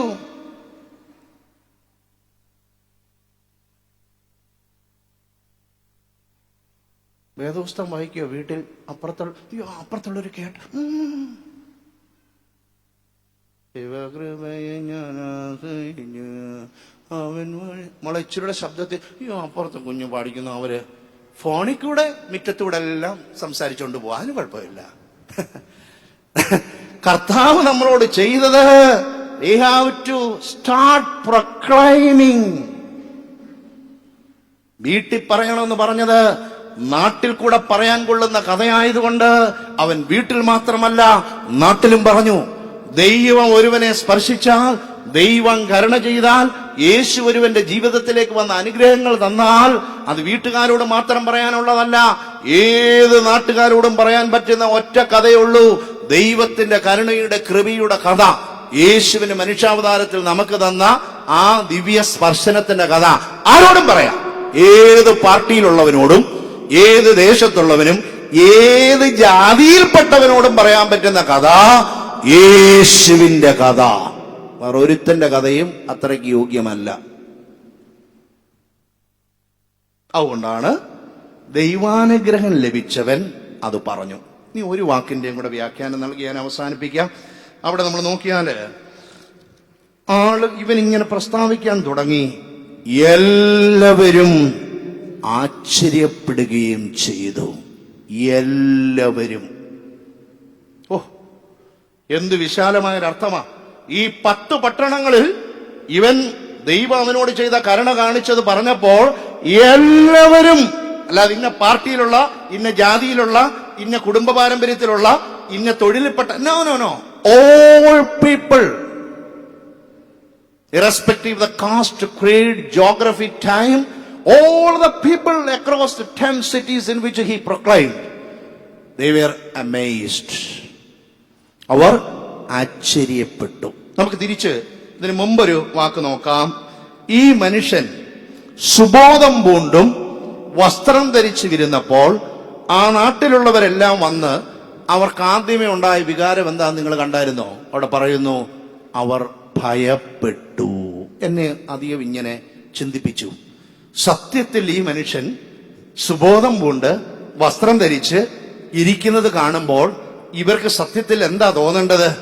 ഇതെങ്ങനെ സംഭവിച്ചു എന്നുള്ള ഒരു കൗതുകവും ആശ്ചര്യമാണ്. പക്ഷേ അൺഫോർച്ചുനേറ്റ്ലി അവർക്ക് ഫോബിയ, അവർക്ക് ഭയം, ഫിയർ ആണ് ഉണ്ടായത്. അതിനൊരു കാരണമുണ്ട് കേട്ടോ, ഇല്ലാഞ്ഞിട്ടല്ല. ഇന്നലെ വരെ നട്ടുച്ചയ്ക്ക് അവൻ കിടക്കുന്ന കല്ലറയുടെ അതുവഴി എങ്ങാനും പോകാൻ പറ്റുമായിരുന്നോ? ഇല്ല. അപ്പൊ ഓൾ ഓഫ് എ സഡനായിട്ട് വസ്ത്രം ധരിച്ച് നല്ല ഒരു മാന്യനാണെന്നും പറഞ്ഞ് യേശുവിന്റെ അടുക്കൽ അവൻ ഇരുന്നാൽ, നീ ഒന്ന് എന്ന് നോക്കിക്കോ, തൊട്ട് നോക്കിക്കോ. അവൻ തന്നെ എനിക്ക് പറ്റത്തില്ല, നീ. അപ്പൊ അവർക്ക് നാച്ചുറലി തോന്നുന്ന വികാരം എന്തായിരിക്കും? ഭയം. പക്ഷെ അങ്ങനെ ഭയമുള്ള മനുഷ്യനെ ആശ്ചര്യത്തിലേക്ക് നയിക്കാൻ ദൈവത്തിന് സാധിക്കും. ദൈവത്തിന് മഹത്വം. ഞാൻ വാക്കുകൾ ഉപസംഹരിക്കട്ടെ. യേശു തമ്പുരാൻ സ്പർശിച്ചാൽ, ദൈവത്തിന്റെ കരുണ നിങ്ങളുടെ വീട്ടിൽ ലഭിച്ചാൽ, സത്യസന്ധമായ രീതിയിൽ നിങ്ങളുടെ ജീവിതം ആരംഭിക്കുന്ന വിവാഹ കൂദാശയിൽ പങ്കെടുത്താൽ, അതിന്റെ ഭാഗമായി നിങ്ങൾക്കൊരു കുഞ്ഞ് ലഭിച്ചാൽ, അടുത്ത അനുഗ്രഹത്തിന്റെ കാരണമായ ഒരു മാമോദീസ ലഭിച്ചാൽ, അതിന് അനന്തരമായ മറ്റ് കൃപാ കൂദാശകൾ ലഭിച്ച് നിങ്ങൾ മുന്നോട്ട് പോയാൽ, നിങ്ങൾക്ക് നിങ്ങളുടെ നാട്ടിൽ, നിങ്ങളുടെ വീട്ടിൽ, നിങ്ങളുടെ ശത്രുക്കൾക്ക്, നിങ്ങളുടെ എതിരാളികൾക്ക്, മുമ്പ് നിങ്ങളെ ഇന്ന തരത്തിൽ കണ്ടിരുന്ന ആളുകൾക്ക് ആറ്റിറ്റ്യൂഡൽ ചേഞ്ച് ഉണ്ടായിട്ട് ഭയത്തിൽ നിന്ന് കൗതുകവും ആശ്ചര്യവും ഉണ്ടാവും. How come this? ഈ മനുഷ്യൻ ഇങ്ങനെ മാറാൻ കഴിയുമോ? എനിക്ക് വിശ്വസിക്കാൻ പറ്റുന്നില്ല. കുടിച്ചു പിടിത്ത് ഈ ഓടയിലൊക്കെ കിടന്ന് മിക്കവാറും ദിവസങ്ങളിൽ നാട്ടുകാരെല്ലാം കൂടെ വീട്ടിൽ കൊണ്ടുവരുന്ന ആ യുവാവ് ഇങ്ങനെ മാറിയെന്നോ? ഞാൻ വിശ്വസിക്കത്തില്ല. ഈ സമയത്തിലും കാര്യത്തിലും പള്ളിയിലും ദുഃഖവെള്ളിയാഴ്ച മാത്രം വന്ന് എന്തോ ചെയ്യുവാന്ന് ചോദിച്ചാൽ, അച്ഛനെ ശുശ്രൂഷിക്കുന്നു, മക്കളെ ശുശ്രൂഷിക്കുന്നു, വീട്ടിലെ കാര്യങ്ങൾ പരുവപ്പെടുത്തുമെന്ന് പറയുന്ന അമ്മാമ്മ ശ്രീ സമയത്തിൽ വരുന്നു, കേന്ദ്ര പരീക്ഷ എഴുതുന്നു, എല്ലാ കാര്യങ്ങളിലും ആക്റ്റീവാ. ഞാൻ വിശ്വസിക്കത്തില്ല. ബാക്കിയുള്ളത് നിങ്ങൾ ഫിൽ ഇൻ ദ ബ്ലാങ്ക്സ്. ഇതാണ് സുവിശേഷത്തിനോട് ചേർന്ന് വരുന്നതാണ് കൗതുകവും ആശ്ചര്യവും, ഭയമല്ല. അതുകൊണ്ടാണ് ആ ശിശു ജനിച്ചു. ആളുകൾ പെട്ടെന്നുള്ളത് ഭയം. ദൂതൻ വന്നു, മറിയ ആദ്യമേ ഭയപ്പെടേണ്ട. യേശുരാൻ പുനരുദ്ധാനം ചെയ്ത് ശിഷ്യന്മാരോട് അവർ ഭയപ്പെടേണ്ട. അപ്പൊ അവർക്ക് പിന്നീടുണ്ടാകുന്ന from fear amazement the wonder തൗമസോ എന്നുള്ള വാക്ക്. അപ്പൊ ഭയത്തിൽ നിന്ന് കൗതുകത്തിലേക്ക്, ആശ്ചര്യത്തിൽ, ആ ആശ്ചര്യം മനുഷ്യനെ ക്രിസ്തുവിലേക്ക് നയിക്കും. അതിനുശേഷം ആ മനുഷ്യൻ പ്രസ്താവിച്ചു കഴിയുമ്പോൾ ഇങ്ങോട്ട് വന്നേ, ഇയാളെ കുറിച്ച് ഒത്തിരി കാര്യങ്ങൾ ഞാൻ കേട്ടു, എത്രയോ പേരെ ഇങ്ങനെ ചെയ്തു, അങ്ങനെ ചെയ്തു, ആ തൊടലെല്ലാം പൊട്ടിച്ചു, പിന്നെ എന്തു പറ്റി? അതൊക്കെ നിനക്കറിയാം, പിന്നെന്ത് സംഭവിച്ചെന്ന് അറിയത്തില്ല. വാ, യേശു എന്ന് പറയുന്ന ഒരാളുണ്ട്. പുള്ളി വഞ്ചിയെ കയറി എൻ്റെ അടുത്ത് വന്നു, ഞാൻ ചെന്നു, ഇങ്ങനെ എന്നെ പറഞ്ഞു, എനിക്കും ആ യേശുവിനെ ഒന്ന് കാണാൻ പറ്റുമോ? കാണാമല്ലോ. എനിക്ക് ആ യേശുവിനെ ഒന്ന് സ്പർശിക്കാൻ പറ്റുമോ? പറ്റുമല്ലോ. അതുകൊണ്ട് നിങ്ങൾ ചങ്ങലയിട്ട് നടന്നാലും, സുബോധമില്ലാത്തവരായി അല്പവസ്ത്രധാരികളായി നടന്നാലും, സുബോധമുള്ളവരാ ഫുൾ വസ്ത്രം ഇടുന്നത്, സുബോധമില്ലാത്ത ആളുകൾ അല്പവസ്ത്രധാരികൾ. അപ്പൊ ആലോചിച്ചോണം, അങ്ങനെ ആരെങ്കിലും കണ്ടാൽ അവരുടെ കുഴപ്പമല്ല, അവർക്ക് സുബോധമില്ലാത്ത കൊണ്ടാണ് അല്പവസ്ത്രം ഇട്ട് നടക്കുന്നത്. ഫുൾ ബോധം വരുമ്പോൾ അവര് നല്ല വസ്ത്രം ഇട്ട് നടക്കും. ഓക്കെ, അപ്പോ ഈ മനുഷ്യൻ ക്രിസ്തുവിന്റെ ഒരു പ്രതിനിധിയായി, he has been sent as an apostle of Jesus to a place which was a catastrophe due to the presence of Jesus. യേശുവിന് പോകാൻ മതി, യേശു പോയി. 2000 പന്നികളെ കൊന്ന ആ ദേശത്തെ മുഴുവൻ സമ്പത്തിനെ, സത്യത്തിൽ സാമ്പത്തിക വ്യവസ്ഥയെ തകിടം മറിച്ച, അനേക ആളുകളുടെ ജോലി കളഞ്ഞ ആ യേശുവിന് വേണ്ടിയിട്ടാണ് ഇവനിത് പ്രവർത്തിക്കുന്നത്. സുവിശേഷം ഒരു പ്രദേശത്ത് വരുമ്പോൾ യോഗ്യമായ തൊഴിലല്ലാത്ത തൊഴിലിനെ ഉപേക്ഷിക്കും. അതുകൊണ്ടാണ് സുവിശേഷത്തിന് എതിരെ ഈ നമ്മുടെ സമൂഹത്തിൽ ഇത്രയും ക്രിസ്തുവിനെയും സുവിശേഷത്തിനെയും പ്രതിരോധിക്കുന്നതിന്റെ കാരണം എന്താണെന്നറിയാമോ? അധമമായ പ്രവർത്തികളെ, സാൻമാർഗിക നിഷ്ഠയില്ലാത്ത സമൂഹത്തെ സന്മാർഗ നിഷ്ഠയിലേക്ക് കൊണ്ടുവരുവാൻ യേശുവിന്റെ സുവിശേഷത്തിനല്ലാതെ മറ്റൊന്നിനും സാധിക്കുകയില്ല. അതുകൊണ്ട് അത് പ്രസ്താവിക്കുകയോ അതിനുവേണ്ടി ജീവിക്കുകയോ ചെയ്യുമ്പോൾ സമൂഹം നമുക്കെതിരെ പടപൊരുതും. ഇവിടുത്തെ സംസ്കാരത്തിൽ ആരോടുകൂടെ ജീവിക്കാം, എന്ത് വേണേലും കഴിക്കാം, എന്ത് വേണേലും കുടിക്കാം, എങ്ങനെ വേണേലും ജീവിക്കാം. ഇതിൽ നിന്ന് സുവിശേഷം വരുമ്പോൾ ചിട്ട വരും. അത് എവിടെ നിന്ന് ആരംഭിക്കും? പള്ളിയിൽ നിന്നല്ല, അത് പള്ളിക്കൂടത്തിൽ നിന്നല്ല, വീട്ടിൽ നിന്ന് ആരംഭിക്കും.